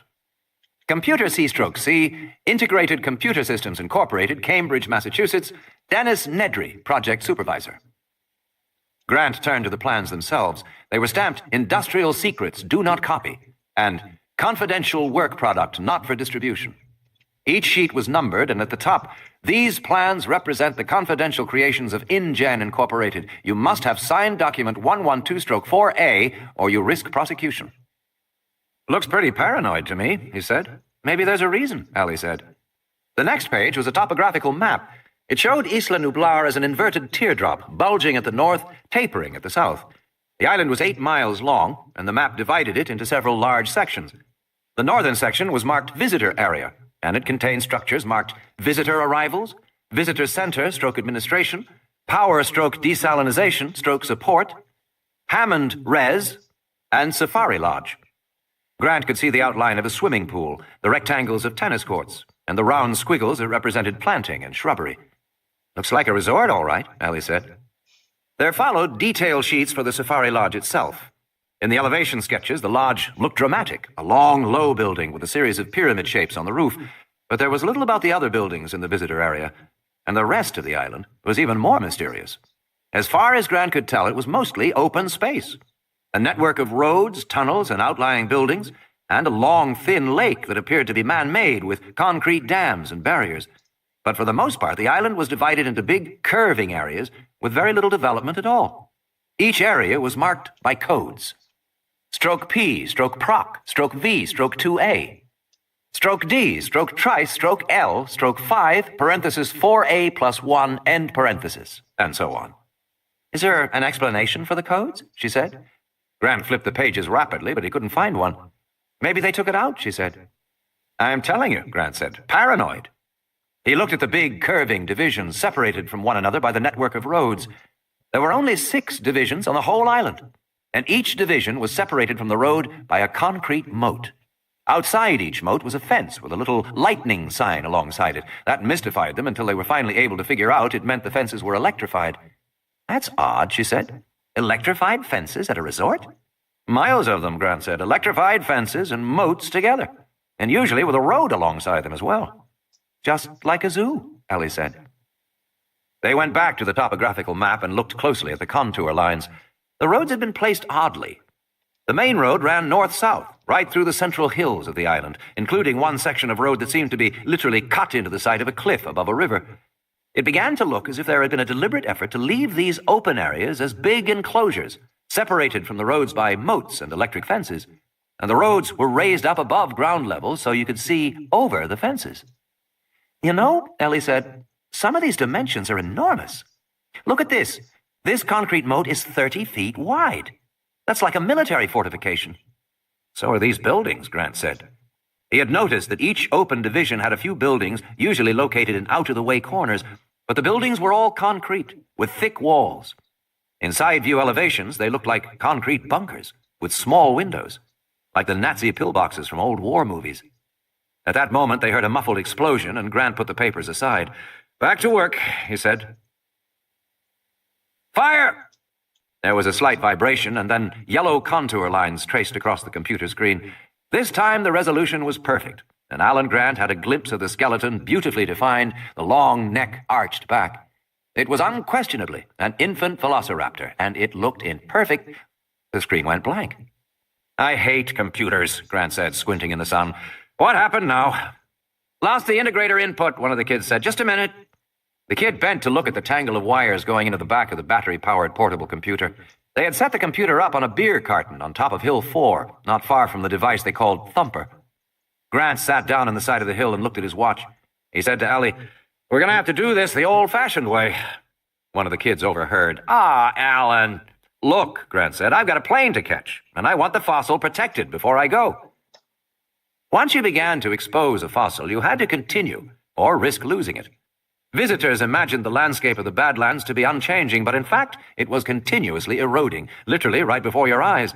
All day long, you could hear the clatter of pebbles rolling down the crumbling hillside, and there was always a risk of a rainstorm. Even a brief shower would wash away a delicate fossil. Thus, Grant's partially exposed skeleton was at risk, and it had to be protected until he returned. Fossil protection ordinarily consisted of a tarp over the site and a trench around the perimeter to control water runoff. The question was how large a trench the Velociraptor fossil required. To decide that, they were using computer-assisted sonic tomography, or CAST, C-A-S-T. This was a new procedure in which Thumper fired a soft lead slug into the ground, setting up shock waves that were read by the computer and assembled into a kind of X-ray image of the hillside. They had been using it all summer with varying results. Thumper was 20 feet away now, a big silver box on wheels with an umbrella on top. It looked like an ice cream vendor's pushcart, parked incongruously on the Badlands. Thumper had 2 youthful attendants loading the next soft lead pellet. So far, the CAST program merely located the extent of finds, helping Grant's team to dig more efficiently, but the kids claimed that within a few years, it would be possible to generate an image so detailed that excavation would be redundant. You could get a perfect image of the bones in 3 dimensions, and it promised a whole new era of archaeology without excavation. But none of that had happened yet, and the equipment that worked flawlessly in the university laboratory proved pitifully delicate and fickle in the field. "How much longer?" Grant said. "We got it now, Alan. It's not bad." Grant went to look at the computer screen. He saw the complete skeleton traced in bright yellow. It was indeed a young specimen. The outstanding characteristic of Velociraptor, the single-toed claw, which in a full-grown animal was a curved 6-inch-long weapon capable of ripping open its prey, was in this infant no larger than a thorn on a rosebush. It was hardly visible at all on the screen. And Velociraptor was a lightly built dinosaur in any case, an animal as fine-boned as a bird, and presumably as intelligent. Here, the skeleton appeared in perfect order, except that the head and neck were bent back toward the posterior. Such neck flexion was so common in fossils that some scientists had formulated a theory to explain it, suggesting that the dinosaurs had become extinct because they had been poisoned by the evolving alkaloids in plants. The twisted neck was thought to signify the death agony of the dinosaurs. Grant had finally put that one to rest by demonstrating that many species of birds and reptiles underwent a post-mortem contraction of posterior neck ligaments, which bent the head backward in a characteristic way. It had nothing to do with the cause of death. It had to do with the way a carcass dried in the sun. Grant saw that this particular skeleton had also been twisted laterally, so that the right leg and foot were raised up above the backbone. "It looks kind of distorted," one of the kids said, "but I don't think it's the computer." "No," Grant said, "it's just time. Lots and lots of time." Grant knew that people could not imagine geological time. Human life was lived on another scale of time entirely. An apple turned brown in a few minutes. Silverware turned black in a few days. A compost heap decayed in a season. A child grew up in a decade. None of these everyday human experiences prepared people to be able to imagine the meaning of 80 million years, the length of time that had passed since this little animal had died. In the classroom, Grant had tried different comparisons. If you imagined the human lifespan of 60 years was compressed to a day, then 80 million years would still be 3,652 years, older than the pyramids. The Velociraptor had been dead a long time. "Doesn't look very fearsome," one of the kids said. "He wasn't," Grant said, "at least not until he grew up." Probably this baby had scavenged, feeding off carcasses slain by the adults after the big animals had gorged themselves, and lay basking in the sun. Carnivores could eat as much as 25% of their body weight in a single meal, and it made them sleepy afterward. The babies would chitter and scramble over the indulgent, somnolent bodies of the adults and nip little bites from the dead animal. The babies were probably cute little animals. But an adult velociraptor was another matter entirely. Pound for pound, a velociraptor was the most rapacious dinosaur that ever lived. Although relatively small, about 200 pounds, the size of a leopard, velociraptors were quick, intelligent, and vicious, able to attack with sharp jaws, powerful clawed forearms, and the devastating single claw on the foot. Velociraptors hunted in packs, and Grant thought it must have been a sight to see a dozen of these animals racing at full speed, leaping onto the back of a much larger dinosaur, tearing at the neck and slashing at the ribs and belly. "We're running out of time," Ellie said, bringing him back. Grant gave instructions for the trench. From the computer image, they knew the skeleton lay in a relatively confined area. A ditch around a 2-meter square would be sufficient. Meanwhile, Ellie lashed down the tarp that covered the side of the hill. Grant helped her pound in the final stakes. "How did the baby die?" one of the kids asked. "I doubt we'll know," Grant replied. "Infant mortality in the wild is high. In African parks, it runs 70% among some carnivores. It could have been anything: disease, separation from the group, anything. Or even attack by an adult. We know these animals hunted in packs, but we don't know anything about their social behavior in a group." The students nodded. They had all studied animal behavior, and they knew, for example, that when a new male took over a lion pride, the first thing he did was kill all the cubs. The reason was apparently genetic. The male had evolved to disseminate his genes as widely as possible, and by killing the cubs, he brought all the females into heat so that he could impregnate them. It also prevented the females from wasting their time nurturing the offspring of another male. Perhaps the velociraptor hunting pack was also ruled by a dominant male. They knew so little about dinosaurs, Grant thought. After 150 years of research and excavation all around the world, they still knew almost nothing about what the dinosaurs had really been like. "We've got to go," Ellie said, "if we're going to get the show to by 5. Hammond. Gennaro's secretary bustled in with a new suitcase. It still had the sales tags on it. "You know, Mr. Gennaro," she said severely, "when you forget to pack, it makes me think you don't really want to go on this trip." "Maybe you're right," Gennaro said. "I'm missing my kid's birthday." Saturday was Amanda's birthday, and Elizabeth had invited 20 screaming 4-year-olds to share it, as well as Cappy the clown and a magician. His wife hadn't been happy to hear that Gennaro was going out of town. Neither had Amanda. "Well, I did the best I could on short notice," his secretary said. "There's running shoes your size, and khaki shorts and shirts, and a shaving kit. A pair of jeans and a sweatshirt if it gets cold. The car is downstairs to take you to the airport. You have to leave now to make the flight." She left. Gennaro walked down the hallway, tearing the sales tags off the suitcase. As he passed the all-glass conference room, Dan Ross left the table and came outside. "Have a good trip," Ross said. "But let's be very clear about one thing. I don't know how bad this situation actually is, Donald, but if there's a problem on that island, burn it to the ground." "Jesus, Dan, we're talking about a big investment." "Don't hesitate. Don't think about it. Just do it. Hear me?" Gennaro nodded. "I hear you," he said. "But Hammond—" "Screw Hammond," Ross said. My boy," the familiar raspy voice said. "How have you been, my boy?" "Very well, sir," Gennaro replied. He leaned back in the padded leather chair of the Gulfstream II jet as it flew east toward the Rocky Mountains. "You never call me anymore," Hammond said reproachfully. "I've missed you, Donald. How is your lovely wife?" "She's fine. Elizabeth's fine. We have a little girl now." "Wonderful, wonderful. Children are such a delight. She'd get a kick out of our new park in Costa Rica." Gennaro had forgotten how short Hammond was. As he sat in the chair, his feet didn't touch the carpeting. He swung his legs as he talked. There was a childlike quality to the man, even though Hammond must now be, 75, 76, something like that. He looked older than Gennaro remembered, but then Gennaro hadn't seen him for almost 5 years. Hammond was flamboyant, a born showman. And back in 1983, he had an elephant that he carried around with him in a little cage. The elephant was 9 inches high and a foot long and perfectly formed, except his tusks were stunted. Hammond took the elephant with him to fundraising meetings. Gennaro usually carried it into the room, the cage covered with a little blanket like a tea cozy, and Hammond would give his usual speech about the prospects for developing what he called consumer biologicals. Then, at the dramatic moment, Hammond would whip away the blanket to reveal the elephant, and he would ask for money. The elephant was always a rousing success. Its tiny body, hardly bigger than a cat's, promised untold wonders to come from the laboratory of Norman Atherton, the Stanford geneticist who was Hammond's partner in the new venture. But as Hammond talked about the elephant, he left a great deal unsaid. For example, Hammond was starting a genetics company, but the tiny elephant hadn't been made by any genetic procedure. Atherton had simply taken a dwarf elephant embryo and raised it in an artificial womb with hormonal modifications. That in itself was quite an achievement, but nothing like what Hammond hinted had been done. Also, Atherton hadn't been able to duplicate his miniature elephant, and he tried. For one thing, everybody who saw the elephant wanted one.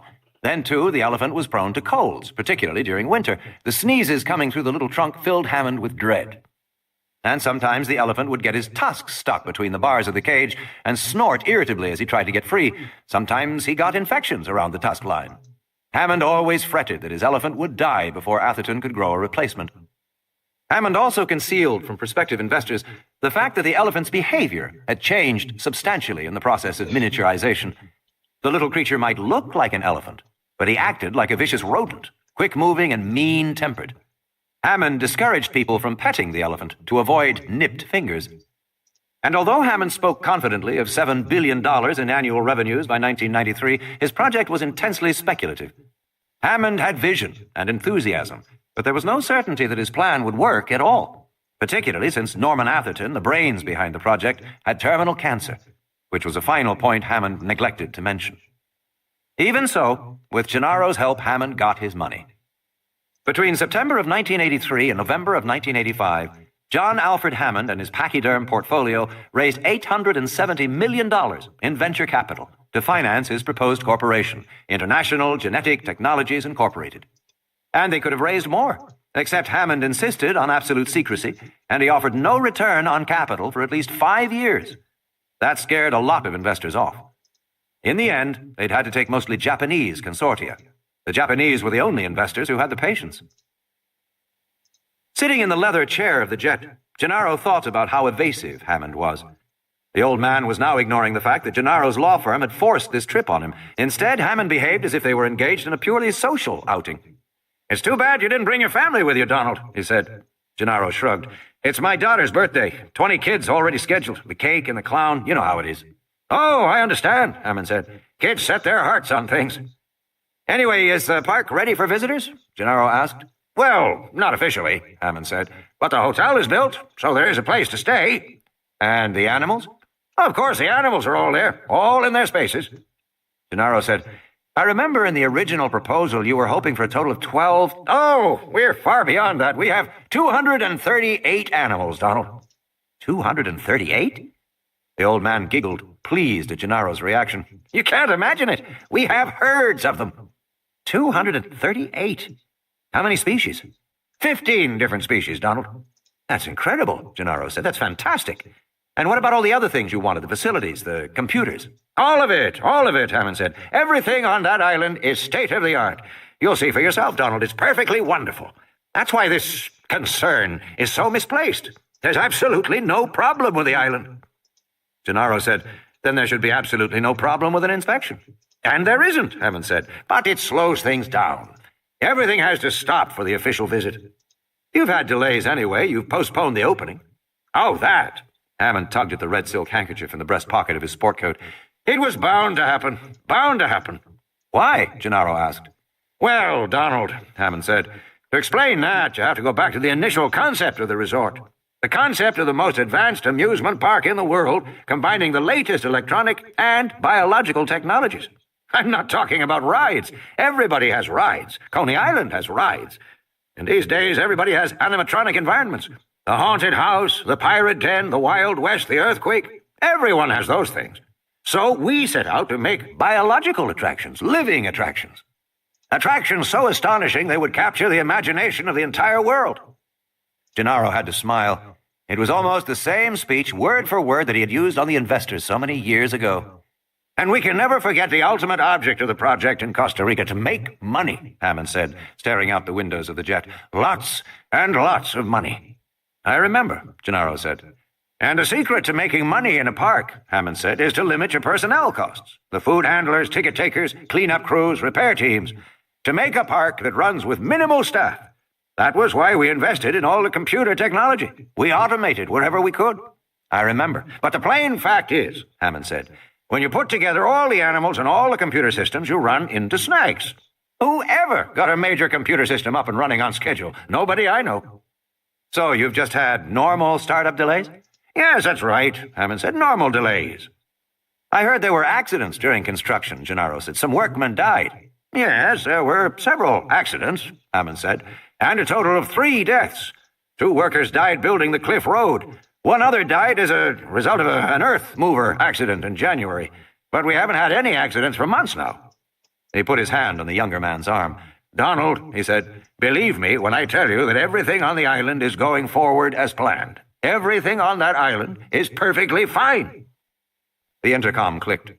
The pilot said, "Seatbelts, please. We're landing in Shoto." End of Side 2. Side 3. Shoto. Dry plains stretched away toward distant black buttes. The afternoon wind blew dust and tumbleweed across the cracked concrete. Grant stood with Ellie near the jeep and waited while the sleek Grumman jet circled for a landing. I hate to wait on the money men, Grant grumbled. Ellie shrugged. Goes with the job. Although many fields of science, such as physics and chemistry, had become federally funded, paleontology remained strongly dependent on private patrons. Quite apart from his own curiosity about the island in Costa Rica, Grant understood that if John Hammond asked for his help, he would give it. That was how patronage worked, how it had always worked. The little jet landed and rolled quickly toward them. Ellie shouldered her bag. The jet came to a stop, and a stewardess in a blue uniform opened the door. Inside, he was surprised at how cramped it was, despite the luxurious appointments. Grant had to hunch over as he went to shake Hammond's hand. Dr. Grant and Dr. Sattler, Hammond said. It's good of you to join us. Allow me to introduce my associate, Donald Gennaro. Gennaro was a stocky, muscular man in his mid-30s, wearing an Armani suit and wire-frame glasses. Grant disliked him on sight. He shook hands quickly. When Ellie shook hands, Gennaro said in surprise, You're a woman.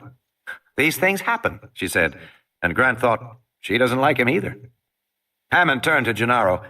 You know, of course, what Dr. Grant and Dr. Sattler do. They're paleontologists. They dig up dinosaurs. And then he began to laugh as if he found the idea very funny. Take your seats, please, the stewardess said, closing the door. Immediately, the plane began to move. You'll have to excuse us, Hammond said, but we are in a bit of a rush. Donald thinks it's important we get right down there. The pilot announced 4 hours flying time to Dallas, where they would refuel and then go on to Costa Rica, arriving the following morning. And how long will we be in Costa Rica? Grant asked. Well, that really depends, Gennaro said. We have a few things to clear up. Take my word for it, Hammond said, turning to Grant. We'll be down there no more than 48 hours. Grant buckled his seatbelt. This island of yours that we're going to, I haven't heard anything about it before. Is it some kind of secret? In a way, Hammond said. We have been very, very careful about making sure nobody knows about it, until the day we finally open that island to a surprised and delighted public. Target of opportunity. The Biosyn Corporation of Cupertino, California, had never called an emergency meeting of its board of directors. The 10 directors now sitting in the conference room were irritable and impatient. It was 8 p.m. They had been talking among themselves for the last 10 minutes, but slowly had fallen silent, shuffling papers, looking pointedly at their watches. What are we waiting for? One asked. One more, Louis Dodgson said. We need one more. He glanced at his watch. Ron Meyer's office had said he was coming up on the 6 o'clock plane from San Diego. He should be here by now, even allowing for traffic from the airport. You need a quorum? Another director asked. Yes, Dodgson said, we do. That shut them up for a moment. A quorum meant that they were going to be asked to make an important decision. And God knows they were, although Dodgson would have preferred not to call a meeting at all. But Steingarten, the head of Biosyn, was adamant. You'll have to get their agreement for this one, Lou, he had said. Depending on who you talk to, Louis Dodgson was famous as the most aggressive geneticist of his generation or the most reckless. 34, balding, hawk-faced, and intense, he had been dismissed by Johns Hopkins as a graduate student for planning gene therapy on human patients without obtaining the proper FDA protocols. Hired by Biosyn, he had conducted the controversial rabies vaccine test in Chile. Now he was the head of product development at Biosyn, which supposedly consisted of reverse engineering. Taking a competitor's product, tearing it apart, learning how it worked, and then making your own version. In practice, it involved industrial espionage, much of it directed toward the InGen Corporation. In the 1980s, a few genetic engineering companies began to ask, what is the biological equivalent of a Sony Walkman? These companies weren't interested in pharmaceuticals or health. They were interested in entertainment, sports, leisure activities, cosmetics, and pets. The perceived demand for consumer biologicals in the 1990s was high. InGen and Biosyn were both at work in this field. Biosyn had already achieved some success, engineering a new pale trout. This trout was easier to spot in streams and was said to represent a step forward in angling. At least it eliminated complaints to the Fish and Game Department that there were no trout in the streams. The fact that the pale trout sometimes died of sunburn and that its flesh was soggy and tasteless was not discussed. Biosyn was still working on that, and the door opened and Ron Meyer entered the room, slipped into a seat. Dodgson now had his quorum. He immediately stood. Gentlemen, he said, we're here tonight to consider a target of opportunity, InGen. Dodgson quickly reviewed the background. InGen startup in 1983 with Japanese investors, the purchase of 3 Cray XMP supercomputers, the purchase of Isla Nublar in Costa Rica, the stockpiling of amber. The unusual donations to zoos around the world, from the New York Zoological Society to the Ranthambore Wildlife Park in India. Despite all these clues, Dodgson said, we still had no idea where InGen might be going. The company seemed obviously focused on animals, and they had hired researchers with an interest in the past, paleobiologists, DNA phylogeneticists, and so on. Then in 1987, InGen bought an obscure company called Millipore Plastic Products in Nashville, Tennessee. This was an agribusiness company that had recently patented a new plastic with the characteristics of an avian eggshell. This plastic could be shaped into an egg and used to grow chick embryos. Starting the following year, InGen took the entire output of this Millipore plastic for its own use. Dr. Dodgson, this is all very interesting. At the same time, Dodgson continued, construction was begun on Isla Nublar. This involved massive earthworks, including a shallow lake 2 miles long in the center of the island. Plans for resort facilities were let out with a high degree of confidentiality. But it appears that InGen has built a private zoo of large dimensions on the island. One of the directors leaned forward and said, Dr. Dodgson, so what? It's not an ordinary zoo, Dodgson said. This zoo is unique in the world. It seems that InGen has done something quite extraordinary. They have managed to clone extinct animals from the past. What animals? Animals that hatch from eggs, and that require a lot of room in a zoo. What animals? Dinosaurs, Dodgson said. They are cloning dinosaurs. The consternation that followed was entirely misplaced in Dodgson's view. The trouble with money men was that they didn't keep up. They had invested in a field, but they didn't know what was possible. In fact, there had been discussion of cloning dinosaurs in the technical literature as far back as 1982. With each passing year, the manipulation of DNA had grown easier. Genetic material had already been extracted from Egyptian mummies and from the hide of a quagga, a zebra-like African animal that had become extinct in the 1880s. By 1985, it seemed possible that quagga DNA might be reconstituted and a new animal grown. If so, it would be the first creature brought back from extinction solely by reconstruction of its DNA. If that was possible, what else was also possible? The mastodon? The saber-toothed tiger? The dodo? Or even a dinosaur? Of course, no dinosaur DNA was known to exist anywhere in the world, but by grinding up large quantities of dinosaur bones, it might be possible to extract fragments of DNA. Formerly, it was thought that fossilization eliminated all DNA. Now, that was recognized as untrue. If enough DNA fragments were recovered, it might be possible to clone a living animal. Back in 1982, the technical problems had seemed daunting, but there was no theoretical barrier. It was merely difficult, expensive, and unlikely to work. Yet it was certainly possible, if anyone cared to try. InGen had apparently decided to try. What they have done, Dodgson said, is build the greatest single tourist attraction in the history of the world. As you know, zoos are extremely popular. Last year, more Americans visited zoos than all professional baseball and football games combined. And the Japanese love zoos. There are 50 zoos in Japan and more being built. And for this zoo, InGen can charge whatever they want, $2,000 a day, $10,000 a day. And then there is the merchandising, the picture books, T-shirts, video games, caps, stuffed toys, comic books, and pets. Pets? Of course. If InGen can make life-size dinosaurs, they can also make pygmy dinosaurs as household pets. What child won't want a little dinosaur as a pet, a little patented animal for their very own? InGen will sell millions of them. And InGen will engineer them so that these pet dinosaurs can only eat InGen pet food. Jesus, somebody said. Exactly, Dodgson said. The zoo is the centerpiece of an enormous enterprise. You said these dinosaurs will be patented? Yes. Genetically engineered animals can now be patented. The Supreme Court ruled on that in favor of Harvard in 1987. InGen will own its dinosaurs and no one else can legally make them. Well, what prevents us from creating our own dinosaurs? Someone said. Nothing, except that they have a 5-year start. It'll be almost impossible to catch up before the end of the century. He paused. Of course, if we could obtain examples of their dinosaurs, we could reverse engineer them and make our own, with enough modifications in the DNA to evade their patents. Can we obtain examples of their dinosaurs? Dodgson paused. I believe we can, yes. Somebody cleared his throat. There wouldn't be anything illegal about it. Oh, no, Dodgson said quickly, nothing illegal. I'm talking about a legitimate source of their DNA, a disgruntled employee or some trash improperly disposed of, something like that. Do you have a legitimate source, Dr. Dodgson? I do, Dodgson said. But I'm afraid there is some urgency to the decision because InGen is experiencing a small crisis, and my source will have to act within the next 24 hours. A long silence descended over the room.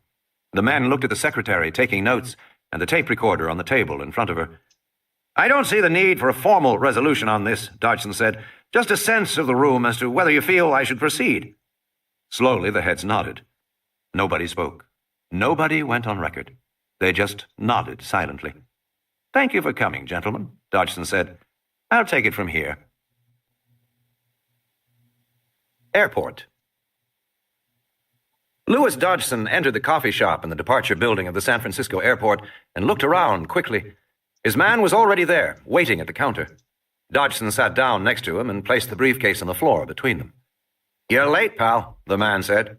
He looked at the straw hat Dodgson was wearing and laughed. "What is this supposed to be, a disguise?" "You never know," Dodgson said, suppressing his anger.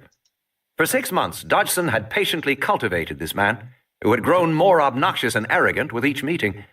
But there was nothing Dodgson could do about that. Both men knew exactly what the stakes were. Bioengineered DNA was, weight for weight, the most valuable material in the world. A single microscopic bacterium too small to see with the naked eye, but containing the genes for a heart attack enzyme streptokinase or for ice-, which prevented frost damage to crops, might be worth $5 billion to the right buyer. And that fact of life had created a bizarre new world of industrial espionage. Dodgson was especially skilled at it. In 1987, he convinced a disgruntled geneticist to quit CETAS for Biosyn and take 5 strains of engineered bacteria with her. The geneticist simply put a drop of each on the fingernails of one hand and walked out the door. But InGen presented a tougher challenge. Dodgson wanted more than bacterial DNA. He wanted frozen embryos, and he knew InGen guarded its embryos with the most elaborate security measures.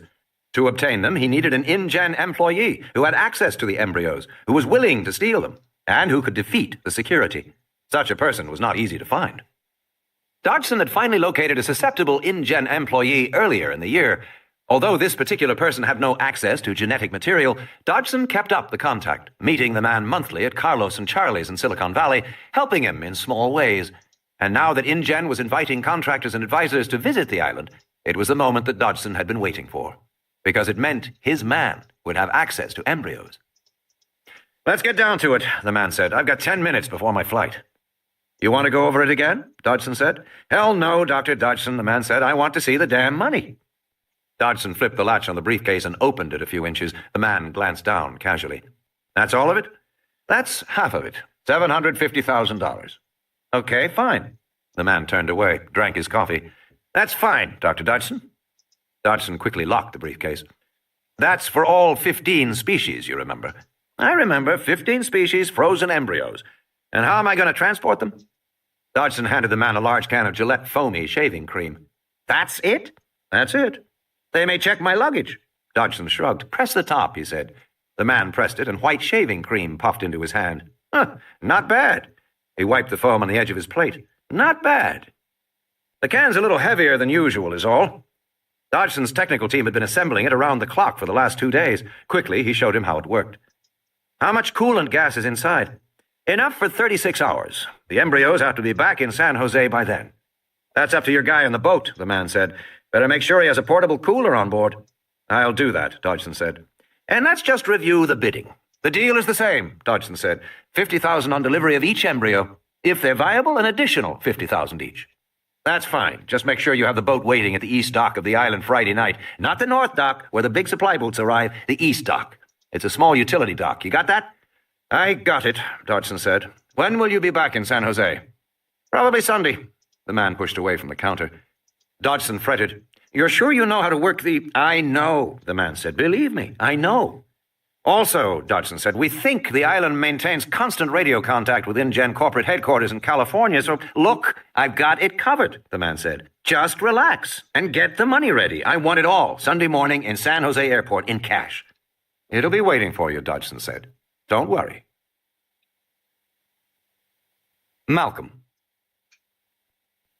Shortly before midnight, he stepped on the plane at the Dallas airport, a tall, thin, balding man of 35, dressed entirely in black. Black shirt, black trousers, black socks, black sneakers. "Ah, Dr. Malcolm," Hannan said, smiling with forced graciousness.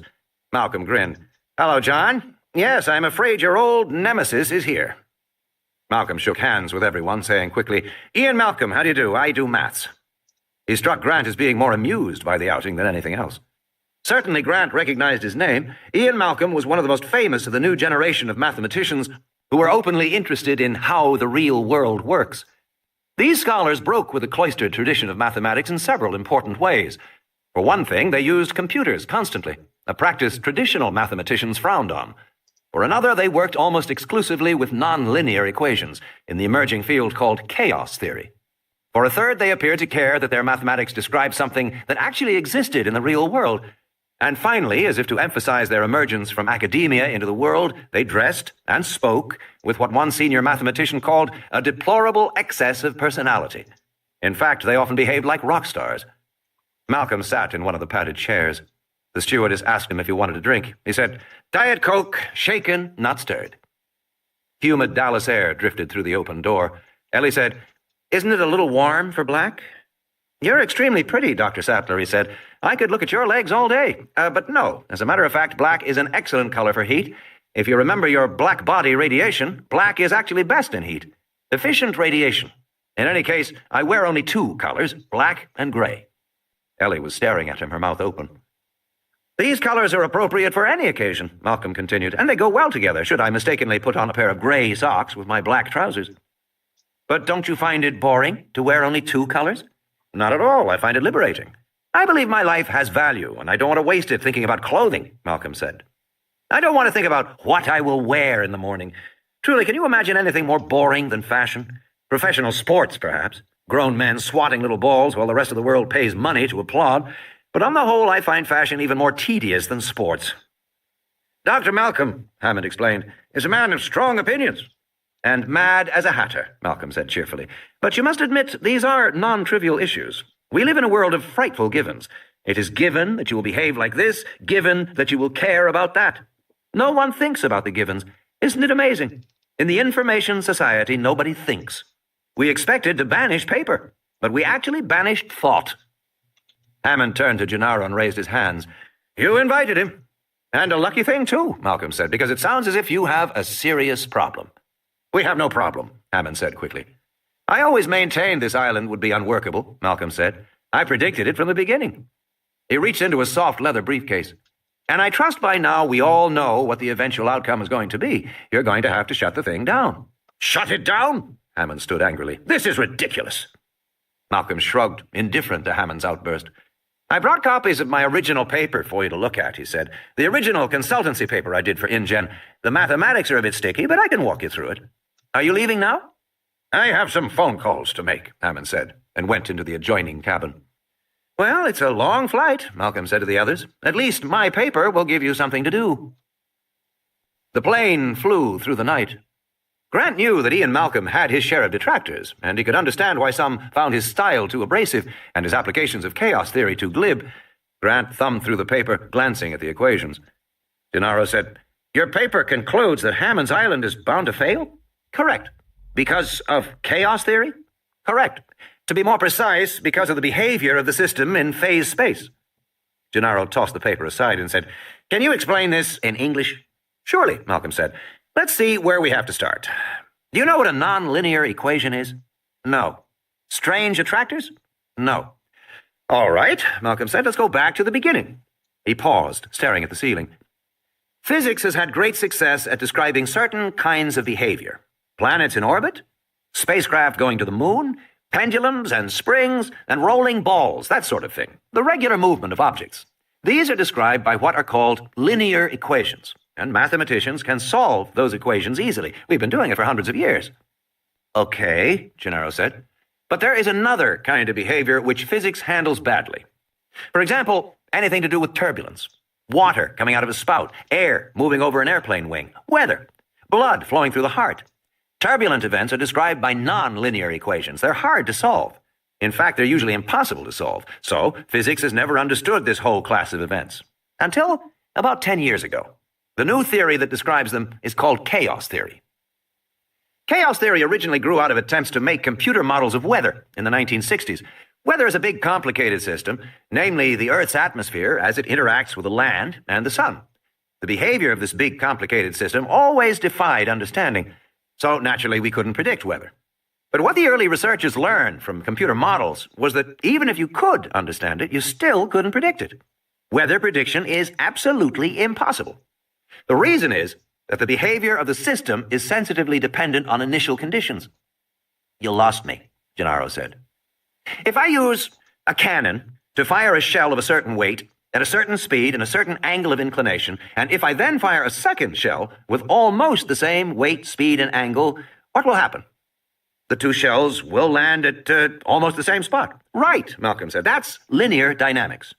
Okay.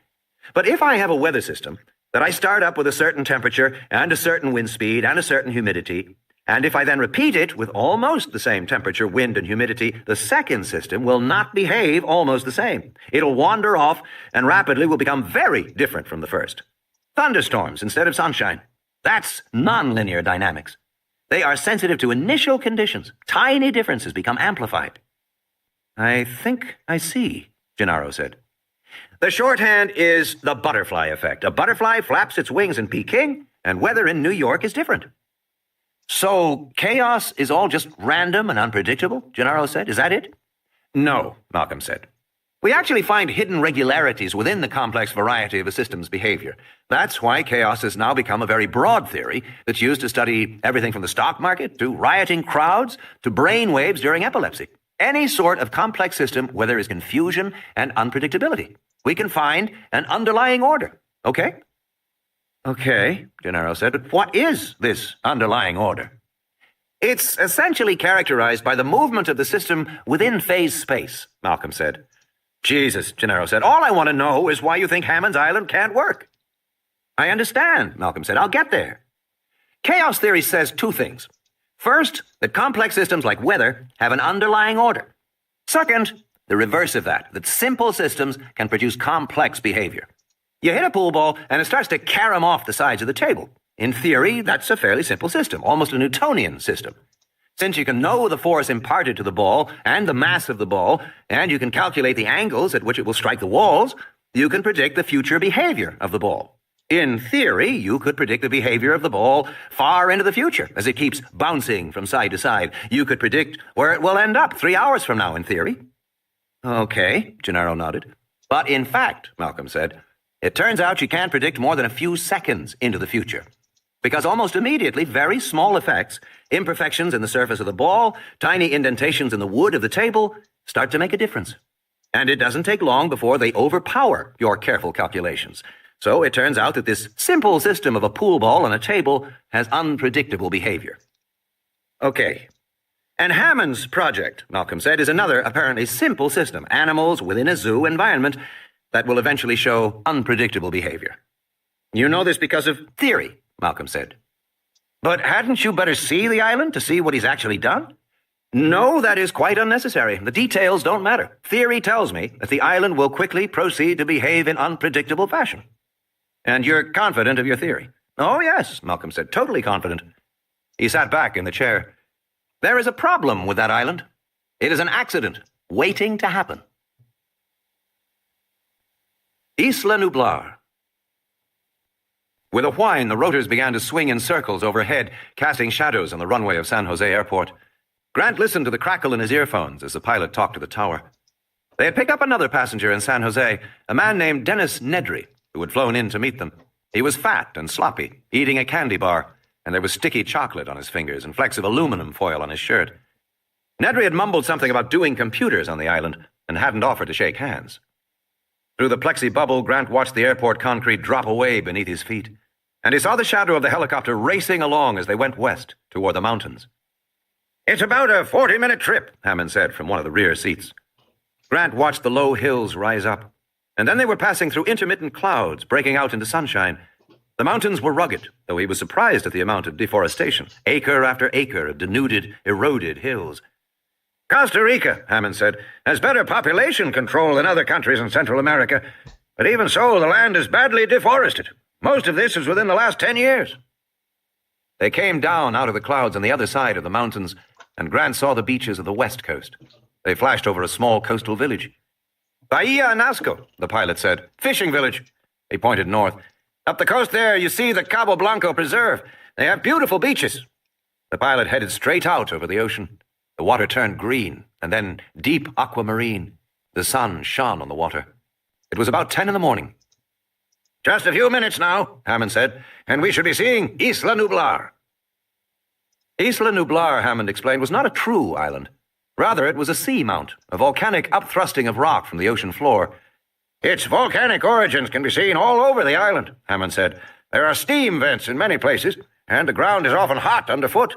Because of this, and also because of prevailing currents, Isla Nublar lies in a foggy area. As we get there, you will see it. Ah, there we are." The helicopter rushed forward, low to the water. Ahead, Grant saw an island, rugged and craggy, rising sharply from the ocean. "Christ, it looks like Alcatraz," Malcolm said. Its forested slopes were wreathed in fog, giving the island a mysterious appearance.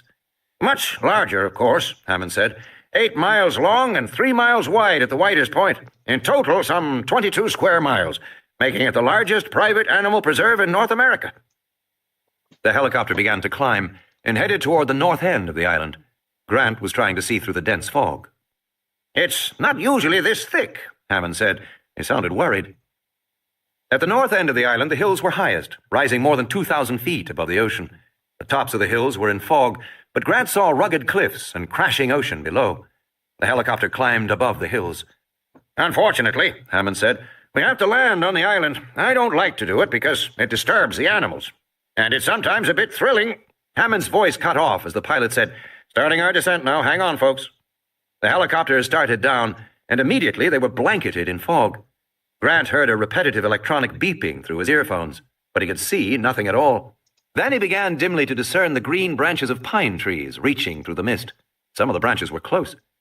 "How the hell is he doing this?" Malcolm said, but nobody answered.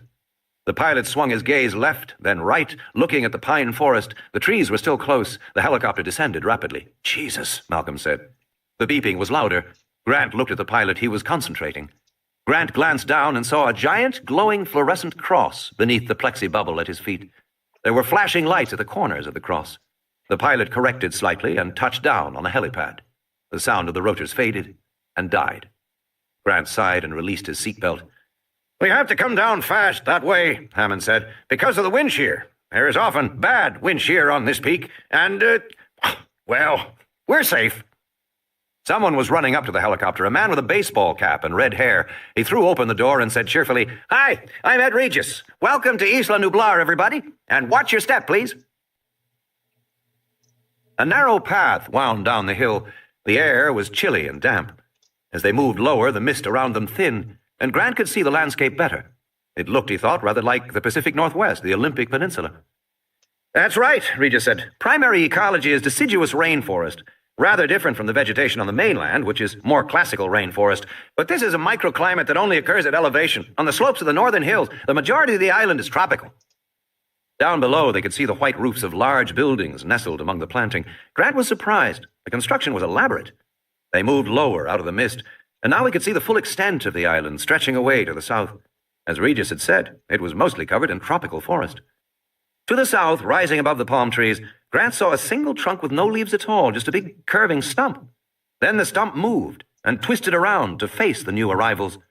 Grant realized that he was not seeing a tree at all. He was looking at the graceful, curving neck of an enormous creature rising 50 feet into the air. He was looking at a dinosaur. "Welcome." "My God," Ellie said softly. They were all staring at the animal above the trees. "My God." Her first thought was that the dinosaur was extraordinarily beautiful. Books portrayed them as oversized, dumpy creatures, but this long-necked animal had a gracefulness, almost a dignity about its movements, and it was quick. There was nothing lumbering or dull in its behavior. The sauropod peered alertly at them and made a low trumpeting sound, rather like an elephant. A moment later, a second head rose above the foliage, and then a third, and a fourth. "My God," Ellie said again. Gennaro was speechless. He had known all along what to expect. He had known about it for years, but he had somehow never believed it would happen. And now he was shocked into silence. The awesome power of the new genetic technology, which he had formerly considered to be just so many words in an overwrought sales pitch, the power suddenly became clear to him. These animals were so big. They were enormous, big as a house, and so many of them. Actual damn dinosaurs, just as real as you could want. Gennaro thought, "We are going to make a fortune on this place, a fortune." He hoped to God the island was safe. Grant stood on the path on the side of the hill with a mist on his face, staring at the grey necks craning above the palms. He felt dizzy, as if the ground were sloping away too steeply. He had trouble getting his breath, because he was looking at something he had never expected to see in his life. Yet he was seeing it. The animals in the mist were perfect apatosaurs, medium-sized sauropods. His stunned mind made academic associations. North American herbivores, late Jurassic horizon, commonly called brontosaurs, first discovered by E.D. Cope in Montana in 1876. Specimens associated with Morrison Formation strata in Colorado, Utah, and Oklahoma. Recently, Berman and McIntosh had reclassified it as a diplodocus based on skull appearance. Traditionally, Brontosaurus was thought to spend most of its time in shallow water, which would help support its large bulk. Although this animal was clearly not in the water, it was moving much too quickly, the head and neck shifting above the palms in a very active manner, a surprisingly active manner. Grant began to laugh. "What is it?" Hannan said, worried. "Is something wrong?" Grant just shook his head and continued to laugh. He couldn't tell them that what was funny was that he had seen the animal for only a few seconds, but he had already begun to accept it, and to use his observations to answer long-standing questions in the field. He was still laughing as he saw a fifth and a sixth neck crane up above the palm trees. The sauropods watched the people arrive. They reminded Grant of oversized giraffes. They had the same pleasant, rather stupid gaze. "I take it they're not animatronic," Malcolm said. "They're very lifelike." "Yes, they certainly are," Hammond said. "Well, they should be, shouldn't they?" From the distance, they heard the trumpeting sound again. First one animal made it, and then the others joined in. "That's their call," Ed Regis said, "welcoming us to the island." Grant stood and listened for a moment, entranced. "You probably want to know what happens next," Hammond was saying, continuing down the path. "We've scheduled a complete tour of the facilities for you, and a trip to see the dinosaurs in the park later this afternoon. I'll be joining you for dinner, and we'll answer any remaining questions you may have then. Now, if you'll go with Mr. Regis." The group followed Ed Regis toward the nearest buildings. Over the path, a crude hand-painted sign read, "Welcome to Jurassic Park." Third iteration. Details emerge more clearly as the fractal curve is redrawn. Ian Malcolm. Jurassic Park. They moved into a green tunnel of overarching palms leading toward the main visitor building. Everywhere, extensive and elaborate planting emphasized the feeling that they were entering a new world, a prehistoric tropical world, and leaving the normal world behind. Ellie said to Grant, "They look pretty good." "Yes," Grant said. "I want to see them up close. I want to lift up their toe pads and inspect their claws and feel their skin and open their jaws and have a look at their teeth. Until then, I don't know for sure, but yes, they look good."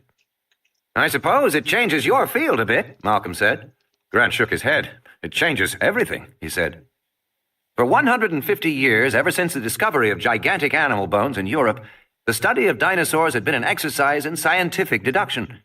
Paleontology was essentially detective work, searching for clues in the fossil bones and the trackways of the long-vanished giants. The best paleontologists were the ones who could make the most clever deductions.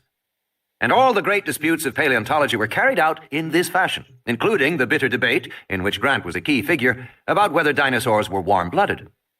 Scientists had always classified dinosaurs as reptiles, cold-blooded creatures drawing the heat they needed for life from the environment. A mammal could metabolize food to produce bodily warmth, but a reptile could not.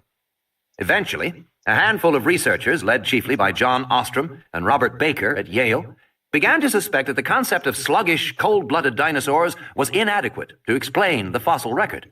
In classic deductive fashion, they drew conclusions from several lines of evidence. First was posture. Lizards and reptiles were bent-legged sprawlers, hugging the ground for warmth. Lizards didn't have the energy to stand on their hind legs for more than a few seconds, but the dinosaurs stood on straight legs, and many walked erect on their hind legs. Among living animals, erect posture occurred only in warm-blooded mammals and birds. Thus, dinosaur posture suggested warm-bloodedness. Next, they studied metabolism, calculating the pressure necessary to push blood up the 18-foot-long neck of a brachiosaur, and concluding that it could only be accomplished by a 4-chambered, hot-blooded heart. They studied trackways, fossil footprints left in mud, and concluded that dinosaurs ran as fast as a man. Such activity implied warm blood. They found dinosaur remains above the Arctic Circle in a frigid environment unimaginable for a reptile. and the new studies of group behavior, based largely on Grant's own work, suggested that dinosaurs had a complex social life and reared their young, as reptiles did not. Turtles abandoned their eggs, but dinosaurs probably did not. The warm-blooded controversy had raged for 15 years, before a new perception of dinosaurs as quick-moving, active animals was accepted, but not without lasting animosities. At conventions, there were still colleagues who did not speak to one another. But now, if dinosaurs could be cloned, why, Grant's field of study was going to change instantly. The paleontological study of dinosaurs was finished. The whole enterprise, the museum halls with their giant skeletons and flocks of echoing schoolchildren, the university laboratories with their bone trays, the research papers, the journals, all of it was going to end. "You don't seem upset," Malcolm said. Grant shook his head. "It's been discussed in the field. Many people imagined it was coming, but not so soon." "Story of our species," Malcolm said, laughing. "Everybody knows it's coming, but not so soon." As they walked down the path, they could no longer see the dinosaurs, but they could hear them, trumpeting softly in the distance. Grant said, "My only question is, where'd they get the DNA?" Grant was aware of serious speculation in laboratories in Berkeley, Tokyo, and London that it might eventually be possible to clone an extinct animal such as a dinosaur if you could get some dinosaur DNA to work with. The problem was that all known dinosaurs were fossils, and the fossilization destroyed most DNA, replacing it with inorganic material. Of course, if a dinosaur was frozen, or preserved in a peat bog, or mummified in a desert environment, then its DNA might be recoverable. But nobody had ever found a frozen or mummified dinosaur, so cloning was therefore impossible. There was nothing to clone from. All the modern genetic technology was useless. It was like having a Xerox copier, but nothing to copy with it. Ellie said, "You can't reproduce a real dinosaur because you can't get real dinosaur DNA." "Unless there's a way we haven't thought of," Grant said. "Like what?" she said. "I don't know," Grant said. Beyond the fence, they came to the swimming pool, which spilled over into a series of waterfalls and smaller rocky pools. The area was planted with huge ferns. "Isn't this extraordinary?" Ed Regis said. "Especially on a misty day, these plants really contribute to the prehistoric atmosphere. These are authentic Jurassic ferns, of course." Ellie paused to look more closely at the ferns. Yes, it was just as he said. Serena veriformans, a plant found abundantly in fossils more than 200 million years old, now common only in the wetlands of Brazil and Colombia. But whoever had decided to place this particular fern at poolside obviously didn't know that the spores of veriformans contained a deadly beta-carboline alkaloid. Even touching the attractive green fronds could make you sick, and if a child were to take a mouthful, he would almost certainly die. The toxin was 50 times more poisonous than oleander. People were so naive about plants, Ellie thought. They just chose plants for appearance, as they would choose a picture for the wall. It never occurred to them that plants were actually living things, busily performing all the living functions of respiration, ingestion, excretion, reproduction, and defense. But Ellie knew that in the Earth's history, plants had evolved as competitively as animals, and in some ways more fiercely. The poison in Serena veriformans was a minor example of the elaborate chemical arsenal of weapons that plants had evolved. There were terpenes, which plants spread to poison the soil around them and inhibit competitors. Alkaloids, which made them unpalatable to insects and predators and children. And pheromones, used for communication. When a Douglas fir tree was attacked by beetles, it produced an anti-fedant chemical, and so did other Douglas firs in distant parts of the forest. It happened in response to a warning oleochemical secreted by the trees that were under attack. People who imagined that life on Earth consisted of animals moving against a green background seriously misunderstood what they were seeing. That green background was busily alive. Plants grew, moved, twisted, and turned, fighting for the sun. And they interacted continuously with animals, discouraging some with bark and thorns, poisoning others, and feeding still others to advance their own reproduction, to spread their pollen and seeds. It was a complex, dynamic process which she never ceased to find fascinating, and which she knew most people simply didn't understand. But if planting deadly ferns at poolside was any indication, then it was clear that the designers of Jurassic Park had not been as careful as they should have been. "Isn't it just wonderful?" Ed Regis was saying. "If you look up ahead, you'll see our safari lodge." Ellie saw a dramatic low building with a series of glass pyramids on the roof. "That's where you'll all be staying here in Jurassic Park." Grant's suite was done in beige tones, the rattan furniture and green jungle print motifs. The room wasn't quite finished. There were stacks of lumber in the closet and pieces of electrical conduit on the floor. There was a television set in the corner with a card on top. Channel 2, Hypsilophodont Highlands. Channel 3, Triceratops territory. Channel 4, Sauropod swamp. Channel 5, Carnivore country. Channel 6, Stegosaurus south. Channel 7, Velociraptor valley. Channel 8, Pterosaur peak. He found the names irritatingly cute. Grant turned on the television but got only static. He shut it off and went into his bedroom, tossed his suitcase on the bed. Directly over the bed was a large pyramidal skylight. It created a tented feeling, like sleeping under the stars. Unfortunately, the glass had to be protected by heavy bars so that striped shadows fell across the bed. Grant paused. He had seen the plans for the lodge, and he didn't remember bars on the skylight. In fact, these bars appeared to be a rather crude addition. A black steel frame had been constructed outside the glass walls, and the bars welded to the frame. Puzzled, Grant moved from the bedroom to the living room. His window looked out on the swimming pool. "By the way, those ferns are poison," Ellie said, walking into his room. "But did you notice anything about the rooms, Alan?" "They changed the plans." "I think so, yes." She moved around the room.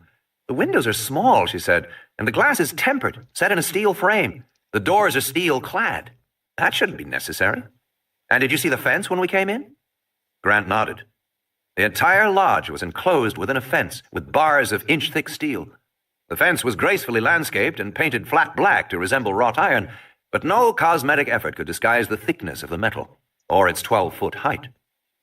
"I don't think the fence was in the plans either," Ellie said. "It looks to me like they've turned this place into a fortress." Grant looked at his watch. "We'll be sure to ask why," he said. "The tour starts in 20 minutes. When Dinosaurs Ruled the Earth.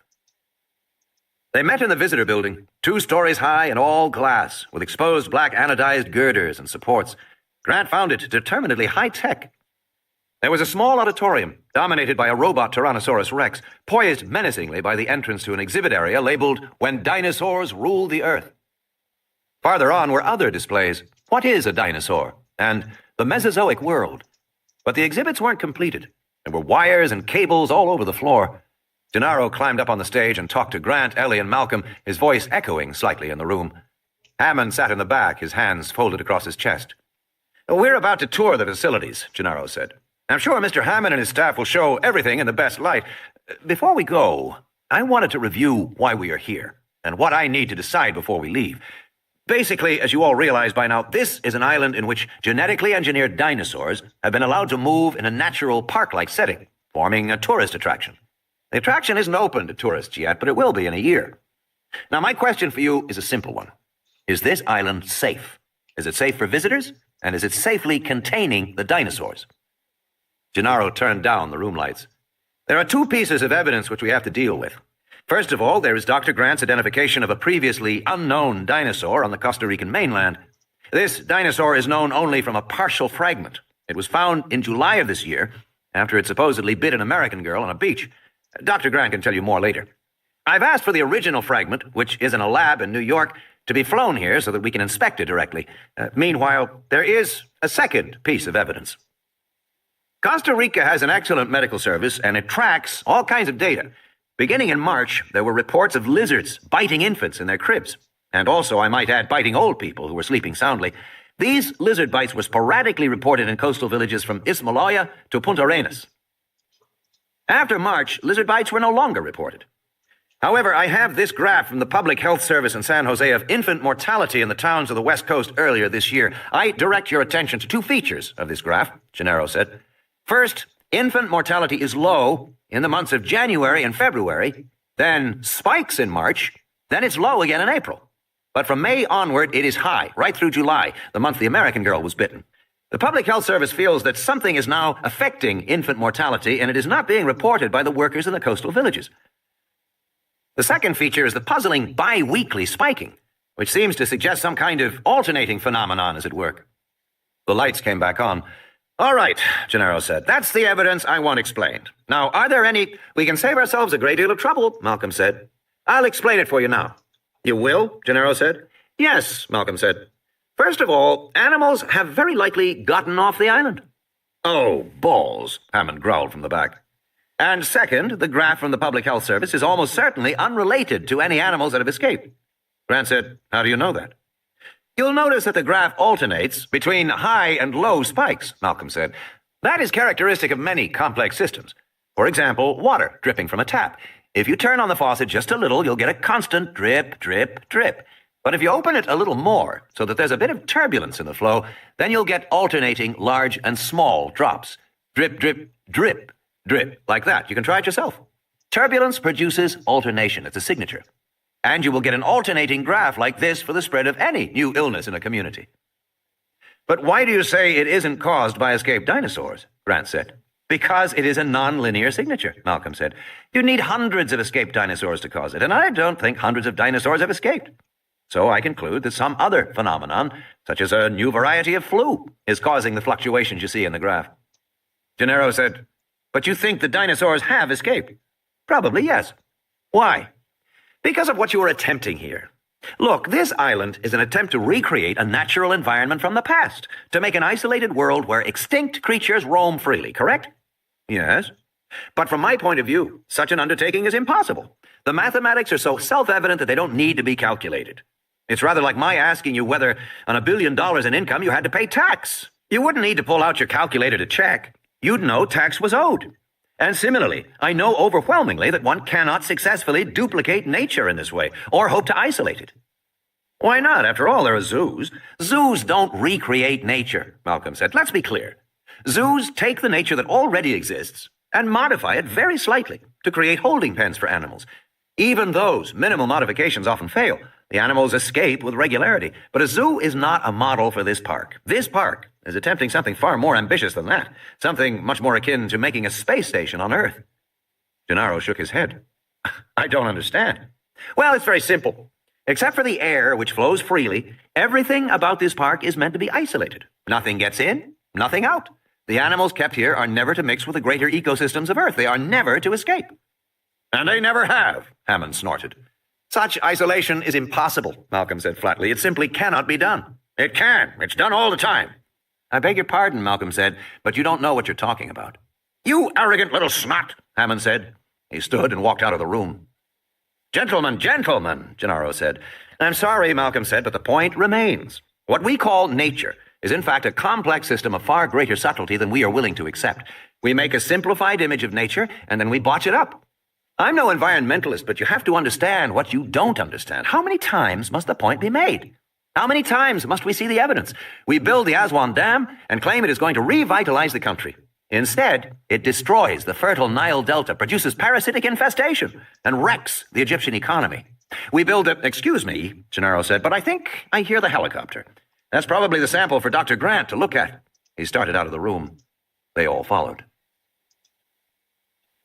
At the foot of the mountain, Gennaro was screaming over the sound of the helicopter. The veins of his neck stood out. You did what? You invited who? Take it easy, Hannan said. Gennaro screamed, Are you out of your goddamn mind? Now look here, Hannan said, drawing himself up.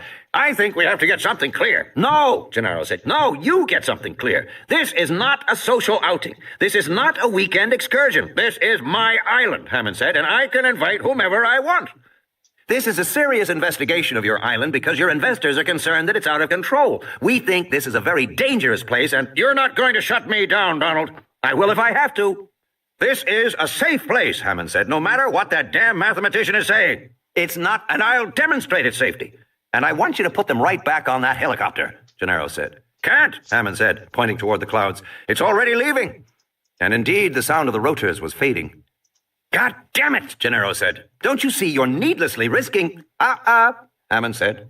Let's continue this later. I don't want to upset the children. Grant turned and saw two children coming down the hillside, led by Ed Regis. There was a bespectacled boy of about 11 and a girl a few years younger, perhaps 7 or 8, her blonde hair pushed up under a Mets baseball cap and a baseball glove slung over her shoulder. The two kids made their way nimbly down the path from the helipad and stopped some distance from Gennaro and Hammond. Low, under his breath, Gennaro said, Christ. Now, take it easy, Hammond said. Their parents are getting a divorce, and I want them to have a fun weekend here. The girl waved tentatively. Hi, Grandpa, she said. We're here. The tour. Tim Murphy could see at once that something was wrong. His grandfather was in the middle of an argument with the younger, red-faced man opposite him, and the other adults standing behind looked embarrassed and uncomfortable. Alexis felt the tension, too, because she hung back, tossing her baseball in the air. He had to push her. Go on, Lex. Go on yourself, Timmy. Don't be a worm, he said. Lex glared at him, but Ed Regis said cheerfully, I'll introduce you to everybody, and then we can take the tour. I have to go, Lex said. I'll just introduce you first, Ed Regis said. No, I have to go. But Ed Regis was already making introductions. First to Grandpa, who kissed them both, then to the man he was arguing with. This man was muscular, and his name was Gennaro. The rest of the introductions were a blur to Tim. There was a blonde woman wearing shorts, and a man with a beard who wore jeans and a Hawaiian shirt. He looked like the outdoors type. Then a fat college kid who had something to do with computers, and finally a thin man in black who didn't shake hands but just nodded his head. Tim was trying to organize his impressions and was looking at the blonde woman's legs when he suddenly realized that he knew who the bearded man was. Your mouth is open, Lex said. Tim said, I know him. Oh, sure, you've just met him. No, Tim said, I have his book. The bearded man said, What book is that, Tim? Lost World of the Dinosaurs, Tim said. Alexis snickered. Daddy says Tim has dinosaurs on the brain, she said. Tim hardly heard her. He was thinking of what he knew about Alan Grant. Alan Grant was one of the principal advocates of the theory that dinosaurs were warm-blooded. He had done lots of digging at the place called Egg Hill in Montana, which was famous because so many dinosaur eggs had been found there. Professor Grant had found most of the dinosaur eggs that had ever been discovered. He was also a good illustrator, and he drew the pictures for his own books. Dinosaurs on the brain? The bearded man said. Well, as a matter of fact, I have that same problem. Dad says dinosaurs are really stupid, Lex said. He says Tim should get out in the air and play more sports. Tim felt embarrassed. I thought you had to go, he said. In a minute, Lex said. I thought you were in such a rush. I'm the one who would know, don't you think, Timothy? She said, putting her hands on her hips, copying her mother's most irritating stance. Tell you what, Ed Regis said, why don't we all just head on over to the visitor center, and we can begin our tour? Everybody started walking. Tim heard Gennaro whisper to his grandfather, I could kill you for this. And then Tim looked up and saw that Dr. Grant had fallen into step beside him. How old are you, Tim? 11. And how long have you been interested in dinosaurs? Grant asked. Tim swallowed. A while now, he said. He felt nervous to be talking to Dr. Grant. We go to museums sometimes when I can talk my family into it, my father. Your father's not especially interested? Tim nodded and told Grant about his family's last trip to the Museum of Natural History. His father had looked at a skeleton and said, That's a big one. Tim had said, No, Dad, that's a medium-sized one, a Camptosaurus. Oh, I don't know. Looks pretty big to me. It's not even full-grown, Dad. His father squinted at the skeleton. What is it, Jurassic? Geez, no, Cretaceous. Cretaceous? What's the difference between Cretaceous and Jurassic? Only about 100 million years, Tim said. Cretaceous is older? No, Dad, Jurassic is older. Well, his father said, stepping back, it looks pretty damn big to me. And he turned to Tim for agreement. Tim knew he had better agree with his father, so he just muttered something. And they went on to another exhibit. Tim stood in front of one skeleton, a Tyrannosaurus rex, the mightiest predator the Earth had ever known for a long time. Finally, his father said, What are you looking at? I'm counting the vertebrae, Tim said. The vertebrae? In the backbone. I know what vertebrae are, his father said, annoyed. He stood there a while longer, and then he said, Why are you counting them? I think they're wrong. Tyrannosaurus should only have 37 vertebrae in the tail. This has more. You mean to tell me, his father said, that the Museum of Natural History has a skeleton that's wrong? I can't believe that. It's wrong, Tim said. His father stomped off toward a guard in the corner. What did you do now? His mother said to Tim. I didn't do anything, Tim said. I just said the dinosaur is wrong, that's all. And then his father came back with a funny look on his face, because of course the guard told him that the Tyrannosaurus had too many vertebrae in the tail. How'd you know that? His father asked. I read it, Tim said. That's pretty amazing, son, he said, and he put his hand on his shoulder, giving it a squeeze. You know how many vertebrae belong in that tail. I've never seen anything like it. You really do have dinosaurs on the brain. And then his father said he wanted to catch the last half of the Mets game on TV, and Lex said she did too, so they left the museum. And Tim didn't see any other dinosaurs, which was why they had come there in the first place. But that was how things happened in his family. How things used to happen in his family, Tim corrected himself. Now that his father was getting a divorce from his mother, things would probably be different. His father had already moved out, and even though it was weird at first, Tim liked it. He thought his mother had a boyfriend, but he couldn't be sure, and of course he would never mention it to Lex. Lex was heartbroken to be separated from her father, and in the last few weeks she had become so obnoxious that... Was it 5027, Grant said. I'm sorry, Tim said. The Tyrannosaurus at the museum, was it 5027? Yes, Tim said. How'd you know? Grant smiled. They've been talking about fixing it for years, but now it may never happen. Why is that? Because of what is taking place here, Grant said, on your grandfather's island. Tim shook his head. He didn't understand what Grant was talking about. My mom said it was just a resort, with swimming and tennis. Not exactly, Grant said. I'll explain as we walk along. Now I'm a damn babysitter, Ed Regis thought unhappily, tapping his foot as he waited in the visitor center. That was what the old man had told him. You watch my kids like a hawk. They're your responsibility for the weekend. Ed Regis didn't like it at all. He felt degraded. He wasn't a damn babysitter. And for that matter, he wasn't a damn tour guide, even for VIPs. He was the head of public relations for Jurassic Park, and he had much to prepare between now and the opening, a year away. Just to coordinate with the PR firms in San Francisco and London, and the agencies in New York and Tokyo was a full-time job, especially since the agencies couldn't yet be told what the resort's real attraction was. The firms were all designing teaser campaigns, nothing specific, and they were unhappy. Creative people needed nurturing. They needed encouragement to do their best work. He couldn't waste his time taking scientists on tours. But that was the trouble with a career in public relations. Nobody saw you as a professional. Regis had been down here on the island off and on for the past 7 months, and they were still pushing odd jobs on him. Like that episode back in January. Harding should have handled that. Harding or Owens, the general contractor. Instead, it had fallen to Ed Regis. What did he know about taking care of some sick workman? And now he was a damn tour guide and babysitter. He turned back and counted the heads. Still one short. Then in the back, he saw Dr. Sattler emerge from the bathroom. All right, folks, let's begin our tour on the second floor. End of Side 3. Side 4. Tim went with the others, following Mr. Regis up the black suspended staircase to the second floor of the building. They passed a sign that read, "Closed area, authorized personnel only beyond this point." Tim felt a thrill when he saw that sign. They walked down the second floor hallway. One wall was glass, looking out onto a balcony with palm trees in the light mist. On the other wall were stenciled doors like offices, park warden, guest services, general manager. Halfway down the corridor, they came to a glass partition marked with another sign displaying the international biohazard symbol, which read, "Biohazard, caution, biological hazard. This laboratory conforms to USG P4/EK3 genetic protocols." Underneath were more signs. "Caution, tetragenic substances. Pregnant women avoid exposure to this area. Danger, radioactive isotopes in use. Carcinogenic potential." Tim grew more excited all the time. Tetragenic substances. Things that made monsters. It gave him a thrill. And he was disappointed to hear Ed Regis say, "Never mind the signs, they're just up for legal reasons. I can assure you everything is perfectly safe." He led them through the door. There was a guard on the other side. Ed Regis turned to the group. "You may have noticed that we have a minimum of personnel on the island. We can run this resort with a total of 20 people. Of course, we'll have more when we have guests here, but at the moment, there's only 20. Here's our control room. The entire park is controlled from here." They paused before windows and peered into a darkened room that looked like a small version of Mission Control. There was a vertical glass see-through map of the park, and facing it, a bank of glowing computer consoles. Some of the screens displayed data, but most of them showed video images from around the park. There were just 2 people inside, standing and talking.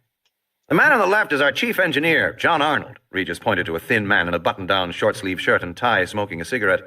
"And next to him, our park warden, Mr. Robert Muldoon, the famous white hunter from Nairobi." Muldoon was a burly man in khaki, sunglasses dangling from his shirt pocket. He glanced out at the group, gave a brief nod, and turned back to the computer screens.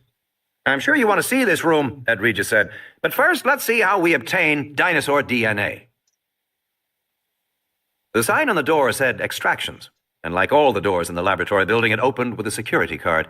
Ed Regis slipped the card in the slot, the light blinked, and the door opened. Inside, Tim saw a small room bathed in green light. 4 technicians in lab coats were peering into double-barreled stereo microscopes or looking at images on high-resolution video screens. The room was filled with yellow stones. The stones were in glass shelves, in cardboard boxes, in large pull-out trays. Each stone was tagged and numbered in black ink. Regis introduced Henry Wu, a slender man in his 30s. "Dr. Wu is our chief geneticist. I'll let him explain what we do here." Henry Wu smiled. "At least I'll try," he said. "Genetics is a bit complicated, but you're probably wondering where our dinosaur DNA comes from." "It crossed my mind," Grant said. "As a matter of fact," Wu said, "there are 2 possible sources. Using the Loy antibody extraction technique, we can sometimes get DNA directly from dinosaur bones." "What kind of a yield?" Grant asked. Well, most soluble protein is leached out during fossilization, but 20% of the proteins are still recoverable by grinding up the bones and using Loy's procedure. Dr. Loy himself has used it to obtain proteins from extinct Australian marsupials, as well as blood cells from ancient human remains. His technique is so refined, it can work with a mere 50 nanograms of material. That's 50 billionths of a gram.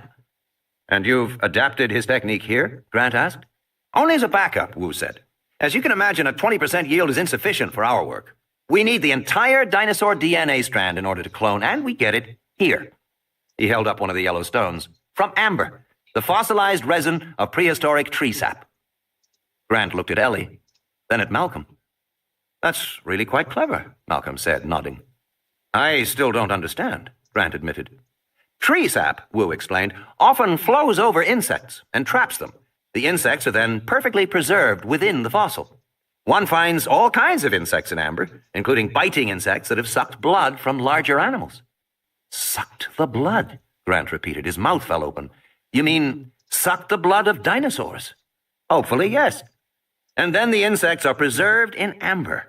Grant shook his head. I'll be damned. That just might work. I assure you it does work, Wu said. He moved to one of the microscopes where a technician positioned a piece of amber containing a fly under the microscope. On the video monitor, they watched as he inserted a long needle through the amber into the thorax of the prehistoric fly. If this insect has any foreign blood cells, we may be able to extract them and obtain paleo-DNA, the DNA of an extinct creature. We won't know for sure, of course, until we extract whatever is in there, replicate it, and test it. That is what we have been doing for 5 years now. It has been a long, slow process, but it has paid off. Actually, dinosaur DNA is somewhat easier to extract by this process than mammalian DNA. The reason is that mammalian red cells have no nuclei, and thus no DNA in their red cells. To clone a mammal, you must find a white cell, which is much rarer than red cells. But dinosaurs had nucleated red cells, as do modern birds. It is one of the many indications we have that dinosaurs aren't really reptiles at all. They are big, leathery birds. Tim saw that Dr. Grant still looked skeptical. And Dennis Nedry, the messy fat man, appeared completely uninterested, as if he knew it all already. Nedry kept looking impatiently toward the next room. I see Mr. Nedry has spotted the next phase of our work, Wu said. How we identify the DNA we have extracted. For that we use powerful computers. They went through sliding doors into a chilled room. There was a loud humming sound.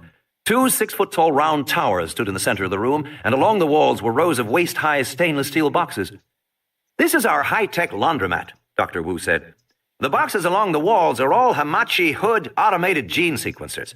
They are being run at very high speed by the Cray XMP supercomputers, which are the towers in the center of the room. In essence, you are standing in the middle of an incredibly powerful genetics factory. There were several monitors, all running so fast it was hard to see what they were showing. Wu pushed a button and slowed one image. Here you see the actual structure of a small fragment of dinosaur DNA, Wu said. Notice the sequence is made up of 4 basic compounds: adenine, thymine, guanine, and cytosine. This amount of DNA probably contains instructions to make a single protein, say a hormone or an enzyme. The full DNA molecule contains 3 billion of these bases. If we looked at a screen like this once a second for 8 hours a day, it'd still take more than 2 years to look at the entire DNA strand. It's that big. He pointed to the image. This is a typical example because you see the DNA has an error down here in line 1201. Much of the DNA we extract is fragmented or incomplete. So the first thing we have to do is repair it. Or rather, the computer has to. It'll cut the DNA using what are called restriction enzymes. The computer will select a variety of enzymes that might do the job. Here is the same section of DNA with the points of the restriction enzymes located. As you can see in lines 1201, 2 enzymes will cut on either side of the damaged point. Ordinarily, we'll let the computers decide which to use, but we also need to know what base pairs we should insert to repair the injury. For that, we have to align various cut fragments, like so. Another screen flashed up, headed Restriction Enzyme Sequence Alignment, displaying a series of long and short overlapping bars. Now we are finding a fragment of DNA that overlaps the injury area and will tell us what is missing. And you can see we can find it and go ahead and make the repair. The dark bars you see are restriction fragments, small sections of dinosaur DNA broken by enzymes and then analyzed. The computer is now recombining them by searching for overlapping sections of code. It's a little bit like putting a puzzle together. The computer can do it very rapidly. And here is the revised DNA strand, repaired by the computer. The operation you witnessed would have taken months in a conventional lab, but we can do it in seconds. Then are you working with the entire DNA strand? Grant asked. Oh, no, Wu said. That's impossible. We've come a long way from the 60s when it took a whole laboratory 4 years to decode a screen like this. Now the computers can do it in a couple of hours, but even so, the DNA molecule is too big. We look only at the sections of the strand that differ from animal to animal or from contemporary DNA. Only a few % of the nucleotides differ from one species to the next. That's what we analyze, and it's still a big job.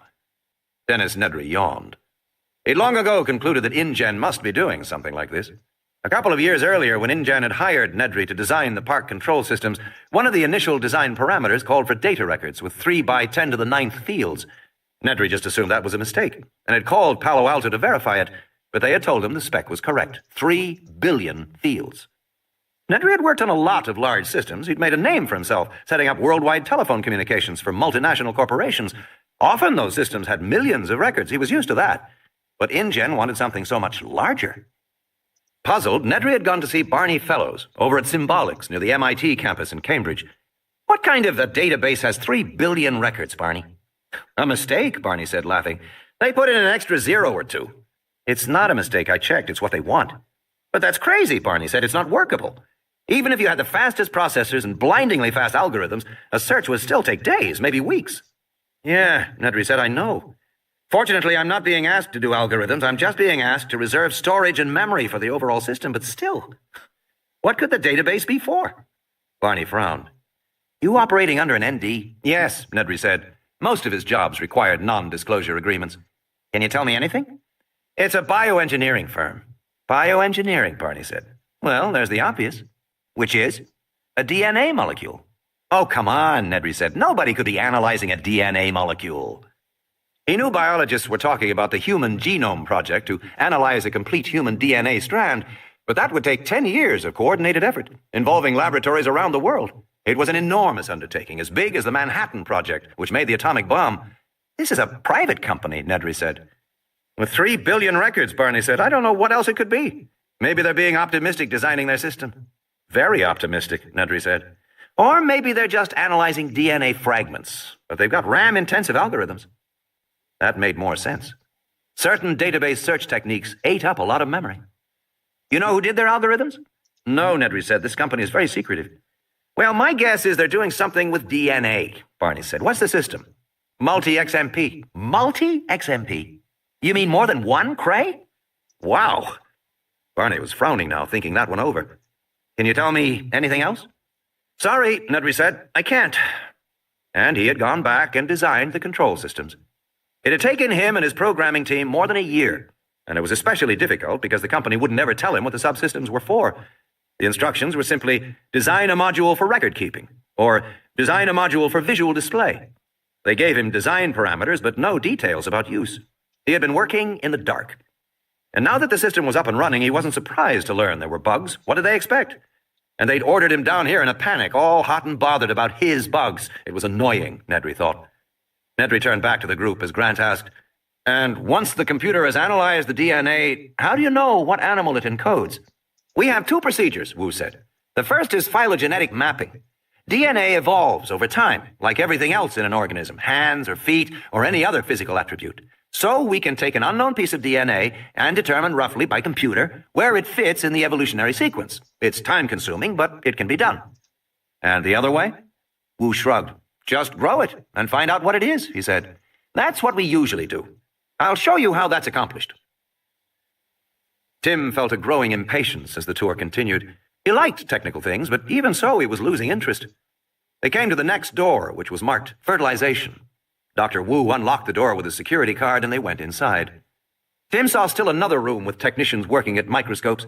In the back was a section entirely lit by blue ultraviolet light.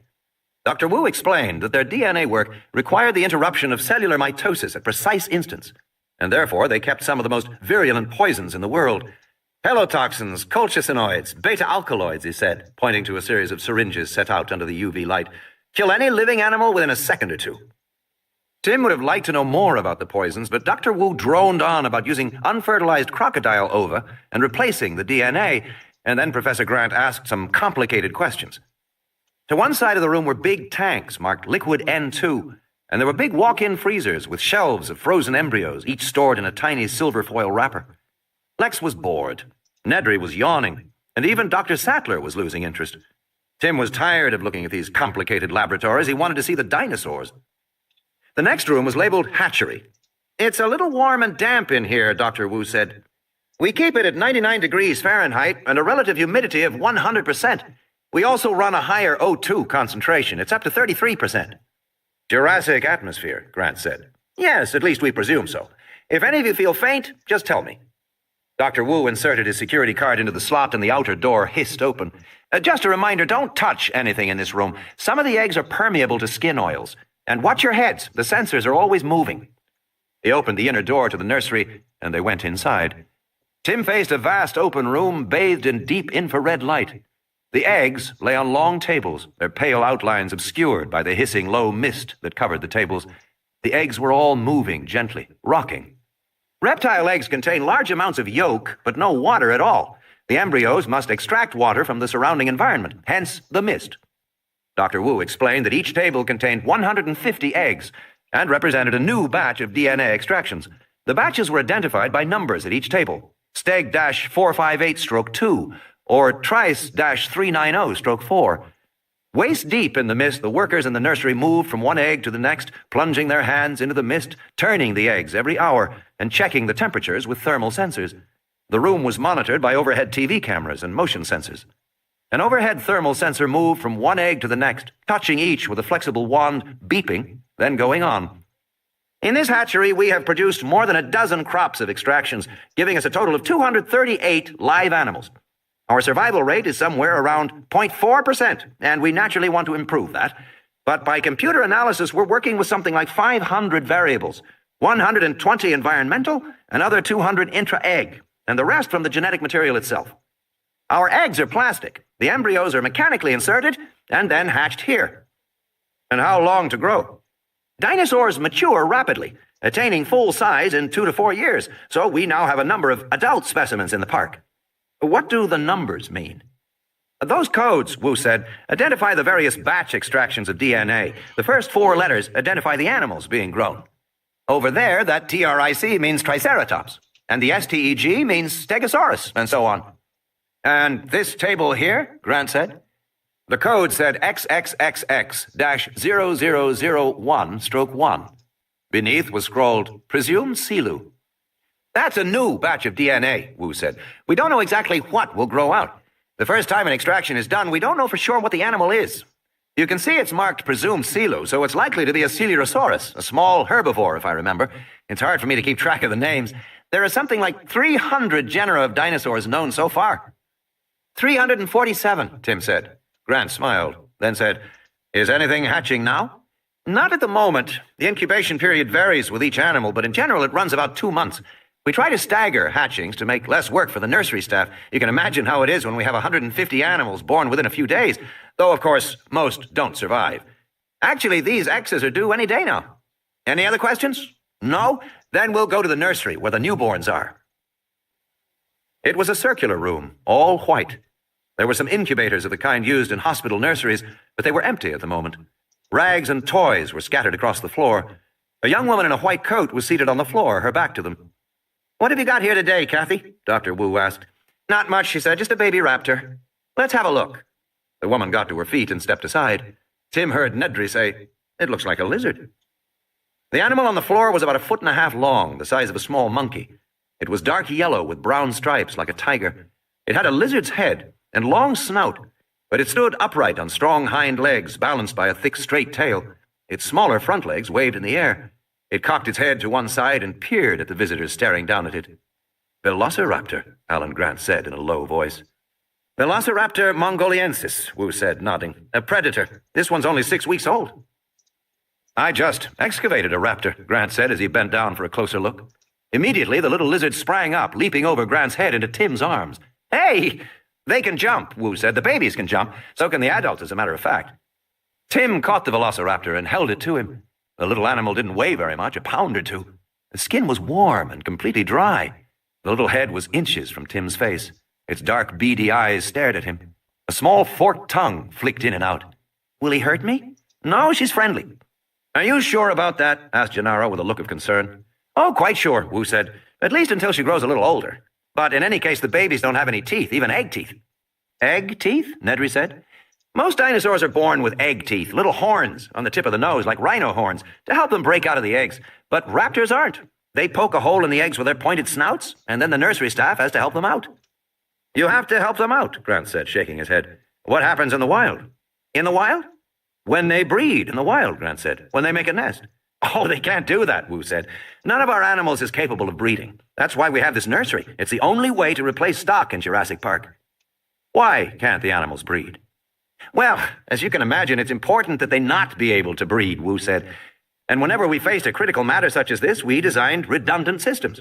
That is, we always arranged at least 2 control procedures. In this case, there are 2 independent reasons why the animals can't breed. First of all, they're sterile because we irradiate them with X-rays. And the second reason?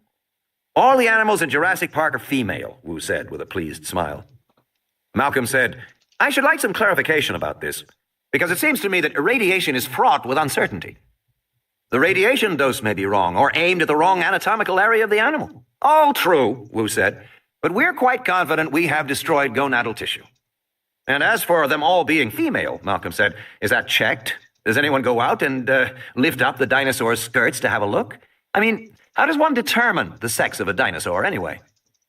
Sex organs vary with the species.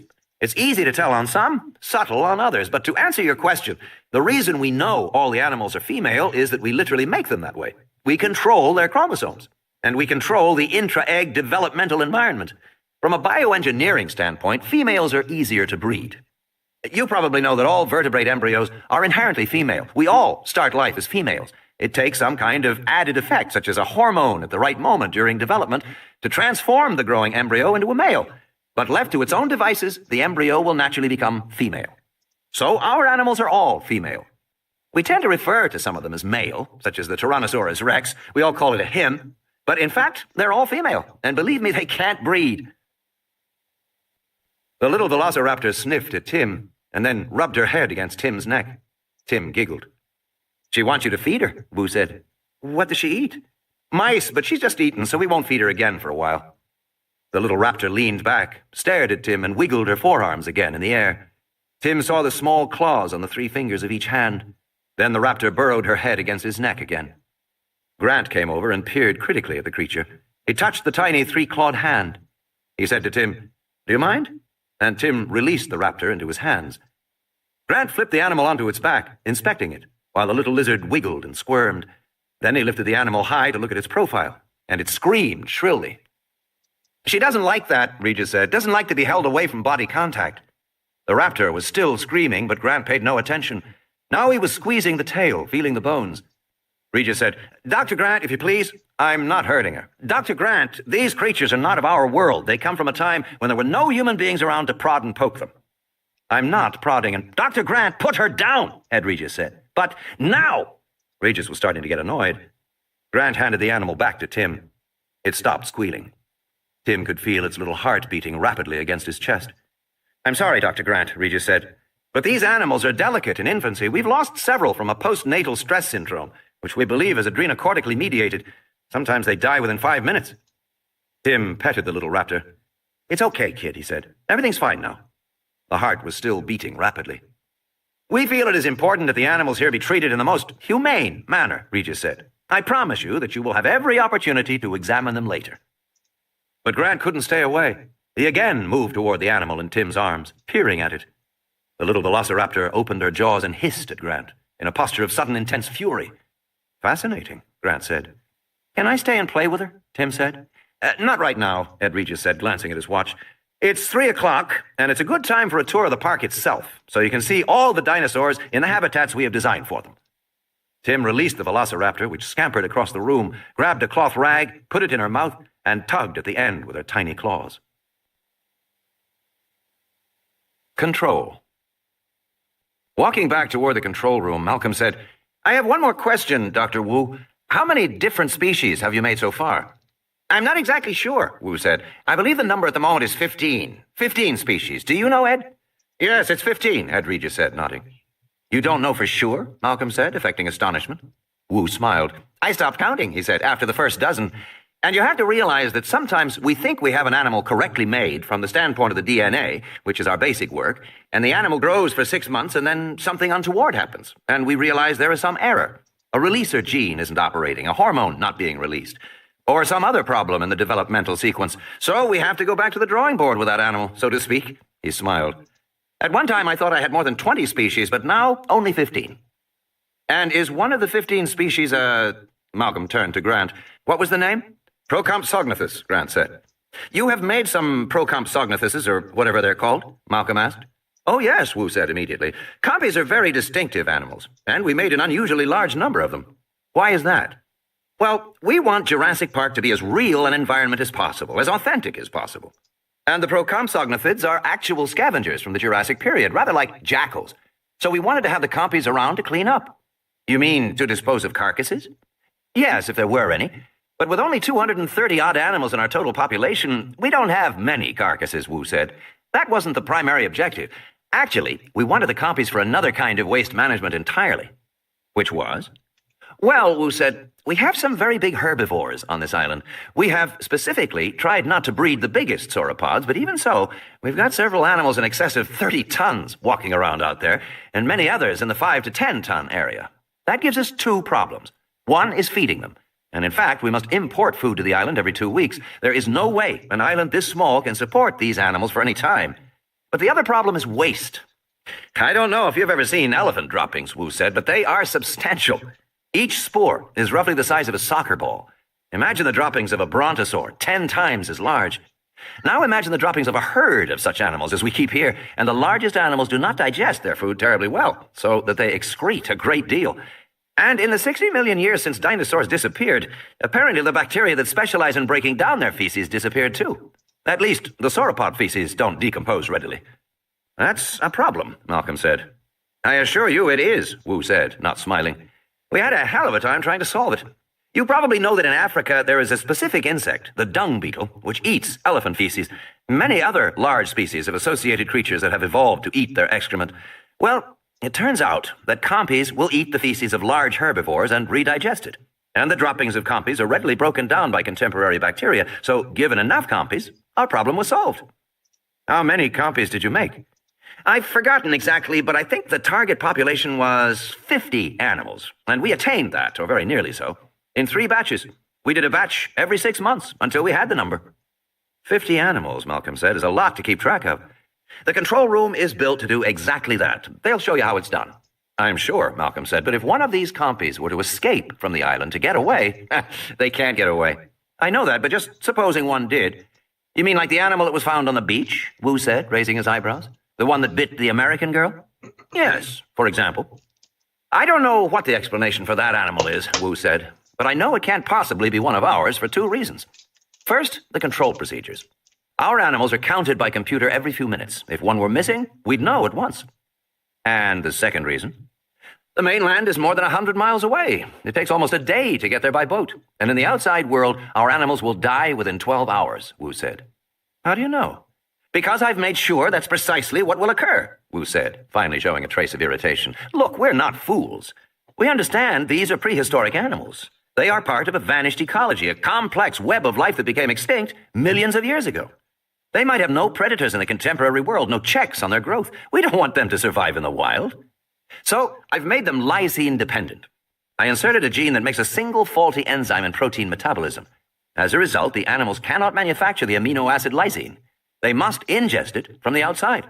Unless they get a rich dietary source of exogenous lysine supplied by us in tablet form, they'll go into a coma within 12 hours and expire.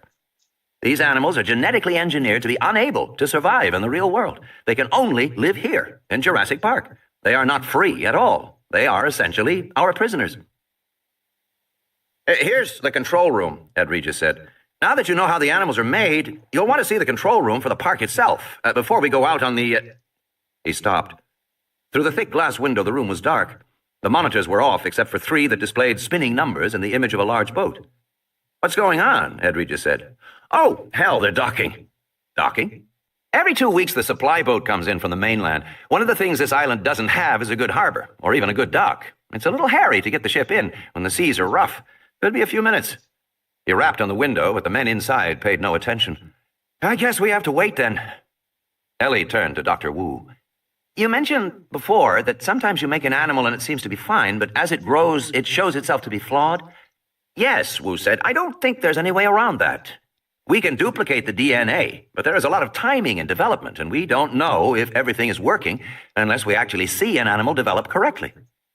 Grant said, How do you know if it's developing correctly? No one has ever seen these animals before. Wu smiled. I've often thought about that. I suppose it is a bit of a paradox. Eventually, I hope paleontologists such as yourself will compare our animals with a fossil record to verify the developmental sequence. Ellie said, But the animal we just saw, the velociraptor, you said it was a Mongoliensis? From the location of the amber, Wu said. It is from China. Interesting, Grant said. I was just digging up an infant Anteropus. Are there any full-grown raptors here? Yes, Ed Regis said, without hesitation. 8 adult females. The females are the real hunters. They're pack hunters, you know. Will we see them on the tour? No, Wu said, looking suddenly uncomfortable. And there was an awkward pause. Wu looked at Regis. Not for a while, Regis said cheerfully. The velociraptors haven't been integrated into the park setting just yet. We keep them in a holding pen. Can I see them there? Grant said. Why, yes, of course. In fact, while we're waiting, he glanced at his watch, you might want to go around and have a look at them. I certainly would, Grant said. Absolutely, Ellie said. I want to go too, Tim said eagerly. Just go around the back of this building, past the support facility, and you'll see the pen. But don't get too close to the fence. Do you want to go too? He said to the girl. No, Lex said. She looked appraisingly at Regis. You want to play a little pickle? Throw a few? Well, sure, Ed Regis said. Why don't you and I go downstairs, and we'll do that while we wait for the control room to open up. Grant walked with Ellie and Malcolm around the back of the main building, with a kid tagging along. Grant liked kids. It was impossible not to like any group so openly enthusiastic about dinosaurs. Grant used to watch kids in museums as they stared open-mouthed at the big skeletons rising above them. He wondered what their fascination really represented. He finally decided the children liked dinosaurs because these giant creatures personified the uncontrollable force of looming authority. They were symbolic parents, fascinating and frightening like parents. And kids loved them, as they loved their parents. Grant also suspected that was why even young children learned the names of dinosaurs. It never failed to amaze him when a 3-year-old shrieked, Stegosaurus! Saying these complicated names was a way of exerting power over the giants, a way of being in control. What do you know about Velociraptor? Grant asked Tim. He was just making conversation. It's a small carnivore that hunted in packs, like Deinonychus, Tim said. That's right, Grant said, although Deinonychus is now considered one of the velociraptors. And the evidence for pack hunting is all circumstantial. It derives in part from the appearance of the animals, which are quick and strong, but small for dinosaurs, just 150 to 300 pounds each. We assume they hunted in groups if they were to bring down larger prey. And there are some fossil finds in which a single large prey animal is associated with several raptor skeletons, suggesting they hunted in packs. And, of course, raptors were large-brained, more intelligent than most dinosaurs. How intelligent is that? Malcolm asked. Depends on who you talk to, Grant said. Just as paleontologists have come around to the idea that dinosaurs were probably warm-blooded, a lot of us are starting to think some of them might have been quite intelligent, too, but nobody knows for sure. They left the visitor area behind, and soon they heard the loud hum of generators, smelled the faint odor of gasoline. They passed a grove of palm trees and saw a large, low concrete shed with a steel roof. The noise seemed to come from there. They looked in the shed. It must be a generator, Ellie said. It's big, Grant said, peering inside. The power plant actually extended 2 stories below ground level, a vast complex of whining turbines and piping that ran down in the earth lit by harsh electric bulbs. They can't need all this just for a resort, Malcolm said. They're generating enough power here for a small city. Maybe for the computers? Maybe. Grant heard bleating and walked north a few yards. He came to an animal enclosure with goats. By a quick count, he estimated there were 50 or 60 goats. What's that for? Ellie asked. Beats me. Probably they feed them to the dinosaurs, Malcolm said. The group walked on, following a dirt path through a dense bamboo grove. At the far side, they came to a double-layer chain-link fence 12 feet high, with spirals of barbed wire at the top. There was an electric hum along the outer fence. Beyond the fences, Grant saw dense clusters of large ferns, 5 feet high. He heard a snorting sound, a kind of snuffling. Then the sound of crunching footsteps coming closer. Then a long silence. I don't see anything, Tim whispered finally. Shh! Grant waited. Several seconds passed. Flies buzzed in the air. He still saw nothing. Ellie tapped him on the shoulder and pointed. Amid the ferns, Grant saw the head of an animal. It was motionless, partially hidden in the fronds, the two large dark eyes watching them coldly. The head was 2 feet long. From a pointed snout, a long row of teeth ran back to the hole of the auditory meatus, which served as an ear. The head reminded him of a large lizard, or perhaps a crocodile. The eyes did not blink, and the animal did not move. Its skin was leathery with a pebbled texture, and basically the same coloration as the infant's, yellow-brown, with darker reddish markings like the stripes of a tiger. As Grant watched, a single forelimb reached up very slowly to part the ferns beside the animal's face. The limb, Grant saw, was strongly muscled. The hand had 3 grasping fingers, each ending in curved claws. The hand gently, slowly, pushed aside the ferns. Grant felt a chill and thought, "He's hunting us." For a mammal like man, there was something indescribably alien about the way reptiles hunted their prey. No wonder men hated reptiles. The stillness, the coldness, the pace was all wrong.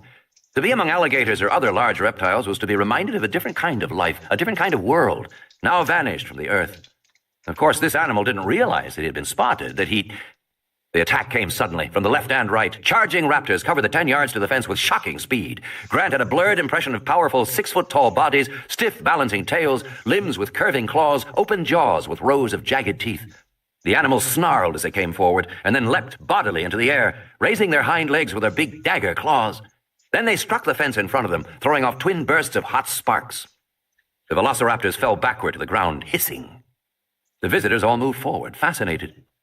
Only then did the third animal attack, leaping up to strike the fence at chest level. Tim screamed in fright as the sparks exploded all around him.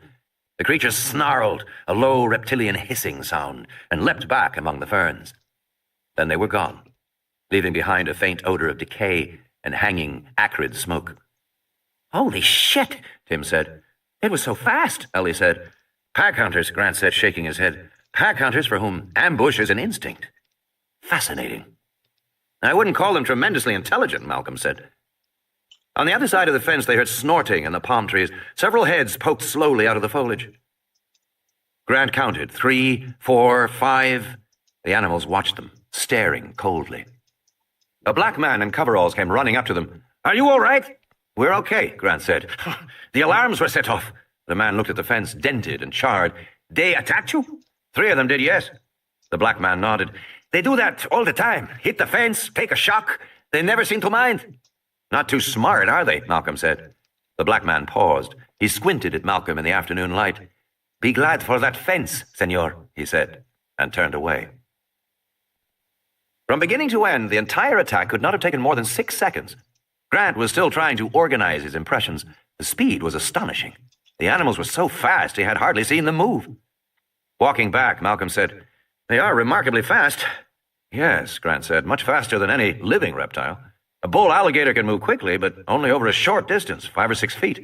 Big lizards like the 5-foot Komodo dragons of Indonesia have been clocked at 30 miles an hour, fast enough to run down a man, and they kill men all the time. But I'd guess the animal behind the fence was more than twice that fast." "Cheetah speed," Malcolm said, 60, 70 miles an hour. "Exactly." "But they seem to dart forward," Malcolm said, "rather like birds." "Yes.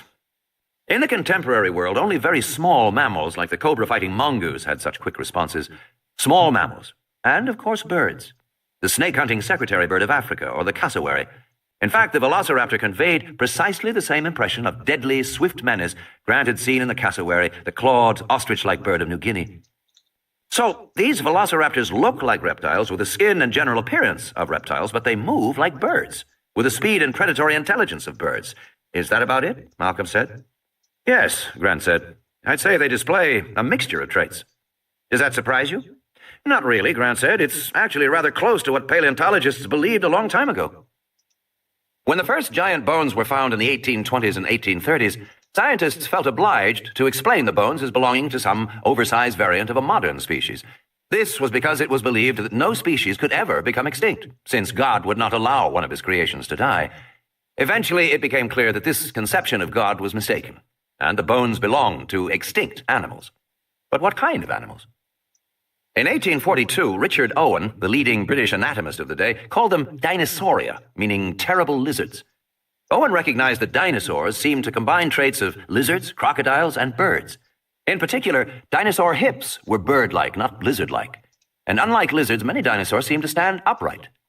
Owen imagined dinosaurs to be quick-moving, active creatures, and his view was accepted for the next 40 years.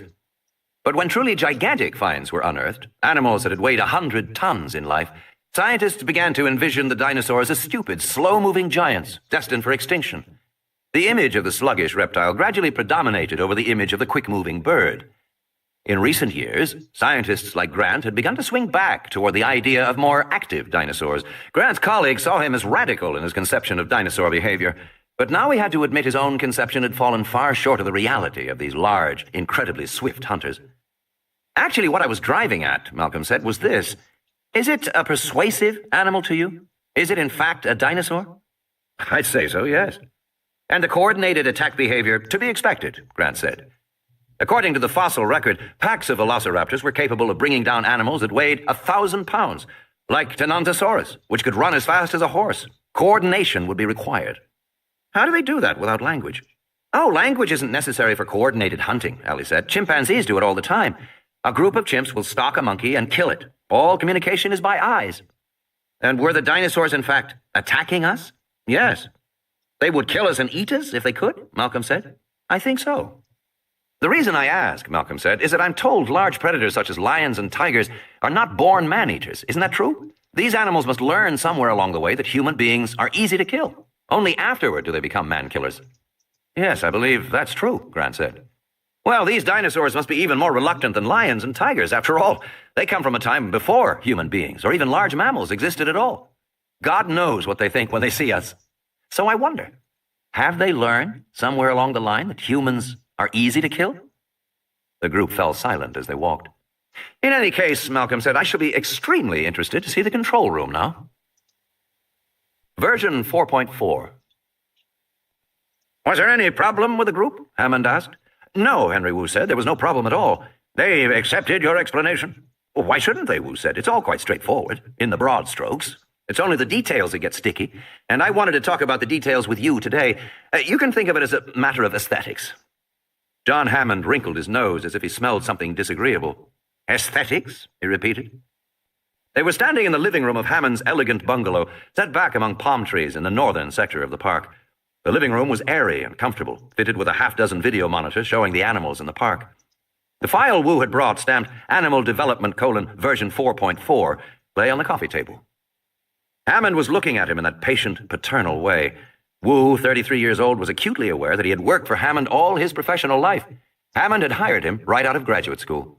Of course, there are practical consequences as well, Wu said. I really think you should consider my recommendations for Phase 2. We should go to version 4.4. You want to replace all the current stock of animals? Hammond said. Yes, I do. Why? What's wrong with them? Nothing, Wu said, except that they're real dinosaurs. That's what I asked for, Henry, Hammond said, smiling. And that's what you gave me. I know, Wu said, but you see... He paused. How could he explain this to Hammond? Hammond hardly ever visited the island, and it was a peculiar situation that Wu was trying to convey. Right now, as we stand here, almost no one in the world has ever seen an actual dinosaur. Nobody knows what they're really like. Yes, the dinosaurs we have now are real, Wu said, pointing to the screens around the room. But in certain ways they are unsatisfactory, unconvincing. I could make them better. Better in what way? For one thing, they move too fast, Henry Wu said. People aren't accustomed to seeing large animals that are so quick. I'm afraid visitors will think the dinosaurs look speeded up, like film, running too fast. But, Henry, these are real dinosaurs. You said so yourself. I know, Wu said. But we could easily breed slower, more domesticated dinosaurs. Domesticated dinosaurs? Hammond snorted. Nobody wants domesticated dinosaurs, Henry. They want the real thing. But that's my point, Wu said. I don't think they do. They want to see their expectation, which is quite different. Hammond was frowning. You said yourself, John, this park is entertainment, Wu said, and entertainment has nothing to do with reality. Entertainment is antithetical to reality. Hammond sighed. Now, Henry, are we going to have another one of those abstract discussions? You know I like to keep it simple. The dinosaurs we have now are real, and... Well, not exactly, Wu said. He paced the living room, pointed to the monitors. I don't think we should kid ourselves. We haven't recreated the past here. The past is gone. It can never be recreated. What we've done is reconstruct the past, or at least a version of the past, and I'm saying we could make a better version. Better than real? Why not, Wu said. After all, these animals are already modified. We've inserted genes to make them patentable and to make them lysine dependent. And we've done everything we can to promote growth and accelerate development into adulthood. Hammond shrugged. That was inevitable. We didn't want to wait. We have investors to consider. Of course, but I'm just saying, why stop there? Why not push ahead to make exactly the kind of dinosaur that we'd like to see? One that is more acceptable to visitors and one that is easier for us to handle. A slower, more docile version for our park. Hammond frowned. But then the dinosaurs wouldn't be real. But they're not real now, Wu said. That's what I'm trying to tell you. There isn't any reality here. He shrugged helplessly. He could see he wasn't getting through. Hammond had never been interested in technical details, and the essence of the argument was technical. How could he explain to Hammond about the reality of DNA dropouts, the patches, the gaps in the sequence that Wu had been obliged to fill in, making the best guesses he could, but still making guesses? The DNA of the dinosaurs was like old photographs that had been retouched, basically the same as the original, but in some places repaired and clarified, and as a result... "Now, Henry," Hammond said, putting his arm around Wu's shoulder, "if you don't mind my saying so, I think you're getting cold feet. You've been working very hard for a long time, and you've done a hell of a job. A hell of a job. And it's finally time to reveal to some people what you've done. It's natural to be a little nervous, to have some doubts, but I am convinced, Henry, that the world will be entirely satisfied. Entirely satisfied." As he spoke, Hammond steered him toward the door. "But John," Wu said, "remember back in '87 when we started to build the containment devices? We didn't have any full-grown adults yet, so we had to predict what we'd need. We ordered big taser shockers, cars with cattle prods mounted on them, guns that blow out electric nets, all built specially to our specifications. We've got a whole array of devices now, and they're all too slow. We've got to make some adjustments. You know that Muldoon wants military equipment, law missiles, and laser-guided devices?" "Let's leave Muldoon out of this," Hammond said. "I'm not worried. It's just a zoo, Henry." The phone rang and Hammond went to answer it. Wu tried to think of another way to press his case, but the fact was that after 5 long years, Jurassic Park was nearing completion, and John Hammond just wasn't listening to him anymore. There had been a time when Hammond listened to Wu very attentively, especially when he had first recruited him, back in the days when Henry Wu was a 28-year-old graduate student getting his doctorate at Stanford in Norman Atherton's lab. Atherton's death had thrown the lab into confusion as well as mourning. No one knew what would happen to the funding or the doctoral programs. There was a lot of uncertainty. People worried about their careers. 2 weeks after the funeral, John Hammond came to see Wu. Everyone in the lab knew that Atherton had had some association with Hammond, although the details were never clear, but Hammond had approached Wu with a directness Wu never forgot. "Norman always said you're the best geneticist in his lab," he said. "What are your plans now?" "I don't know. Research." "You want a university appointment?" "Yes." "That's a mistake," Hammond said briskly. "At least if you respect your talent." Wu had blinked. "Why?" "Because let's face facts," Hammond said. "Universities are no longer the intellectual centers of the country. The very idea is preposterous. Universities are the backwater. Don't look so surprised. I'm not saying anything you don't know. Since World War II, all the really important discoveries have come out of private laboratories. The laser, the transistor, the polio vaccine, the microchip, the hologram, the personal computer, magnetic resonance imaging, CAT scans, the list goes on and on. Universities simply aren't where it's happening anymore. And they haven't been for 40 years. If you want to do something important in computers or genetics, you don't go to a university, dear me, no." Wu found he was speechless. "Good heavens," Hammond said. "What must you go through to start a new project? How many grant applications? How many forms? How many approvals? The steering committee? The department chairman? The university resources committee? How do you get more workspace if you need it? More assistants if you need them? How long does all that take? A brilliant man can't squander precious time with forms and committees. Life is too short, and DNA too long. You want to make your mark. If you want to get something done, stay out of universities." In those days, Wu desperately wanted to make his mark. John Hammond had his full attention. "I'm talking about work," Hammond continued. "Real accomplishment. What does a scientist need to work? He needs time, and he needs money. I'm talking about giving you a 5-year commitment and $10 million a year in funding. $50 million. And no one tells you how to spend it. You decide. Everyone else just gets out of your way." It sounded too good to be true. Wu was silent for a long time. Finally he said, "In return for what?" "For taking a crack at the impossible," Hammond said. "For trying something that probably can't be done." "What does it involve?" I can't give you details, but the general area involves cloning reptiles. I don't think that's impossible. Wu said reptiles are easier than mammals. Cloning's probably only 10, 15 years off, assuming some fundamental advances. I've got 5 years, Hannan said, and a lot of money, for somebody who wants to take a crack at it now. Is my work publishable? Eventually. Not immediately, no. But eventually publishable? Wu asked, sticking on this point. Hannan had laughed. Don't worry. If you succeed, the whole world will know about what you've done, I promise you. And now it seemed the whole world would indeed know, Wu thought. After 5 years of extraordinary effort, they were just a year away from opening the park to the public. Of course, those years hadn't gone exactly as Hannan had promised. Wu had had some people telling him what to do, and many times fearsome pressures were placed on him, and the work itself had shifted. It wasn't even reptilian cloning. Once they began to understand that dinosaurs were so similar to birds, it was avian cloning, a very different proposition, much more difficult. And for the last 2 years, Wu had been primarily an administrator, supervising teams of researchers and banks of computer-operated gene sequencers. Administration wasn't the kind of work he relished. It wasn't what he had bargained for. Still, he had succeeded. He had done what nobody really believed could be done, at least in so short a time. And Henry Wu thought that he should have some right, some say in what happened, by virtue of his expertise and his efforts. Instead, he found his influence waning with each passing day. The dinosaurs existed. The procedures for obtaining them were worked out to the point of being routine. The technologies were mature, and John Hammond didn't need Henry Wu anymore. That should be fine, Hannan said, speaking into the phone. He listened for a while and smiled at Wu. Fine. Yes, fine. He hung up. Where were we, Henry? We were talking about Phase 2, Wu said. Oh, yes. We've gone over some of this before, Henry. I know, but you don't realize— Excuse me, Henry, Hannan said with an edge of impatience in his voice. I do realize. And I must tell you frankly, Henry, I see no reason to improve upon reality. Every change we've made in the genome has been forced on us by law or necessity. We may make other changes in the future to resist disease or for other reasons, but I don't think we should improve upon reality just because we think it's better that way. We have real dinosaurs out there now. That's what people want to see, and that's what they should see. That's our obligation, Henry. That's honest, Henry. And smiling, Hammond opened the door for him to leave. Control. Grant looked at all the computer monitors in the darkened control room, feeling irritable. Grant didn't like computers. He knew that this made him old-fashioned, dated as a researcher, but he didn't care.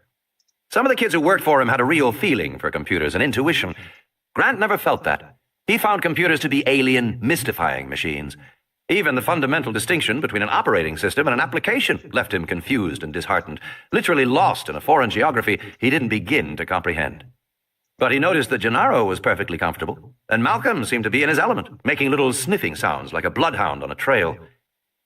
You want to know about control mechanisms? John Arnold said, turning in his chair in the control room. The head engineer was a thin, tense, chain-smoking man of 45. He squinted at the others in the room. We have unbelievable control mechanisms, Arnold said, and lit another cigarette. For example, Gennaro said. For example, animal tracking. Arnold pressed a button on his console, and the vertical glass map lit up with a pattern of jagged blue lines. That's our juvenile T-Rex, the little Rex. All his movements within the park over the last 24 hours. Arnold pressed the button again. Previous 24. And again. Previous 24. The lines on the map became densely overlaid, a child's scribble. But the scribble was localized in a single area, near the southeast side of the lagoon. You get a sense of his home range over time, Arnold said. He's young, so he stays close to the water, and he stays away from the big adult Rex. You put up the big Rex and the little Rex, and you'll see their paths never cross. Where is the big Rex right now? Gennaro asked. Arnold pushed another button. The map cleared, and a single glowing spot with a code number appeared in the fields northwest of the lagoon. He's right there. And the little Rex? Hell, I'll show you every animal in the park, Arnold said. The map began to light up like a Christmas tree, dozens of spots of light, each tagged with a code number.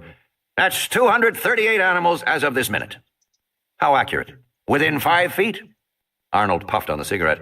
Let's put it this way. You drive out in a vehicle, and you'll find the animals right there, exactly as they're shown on the map. How often is this updated? Every 30 seconds.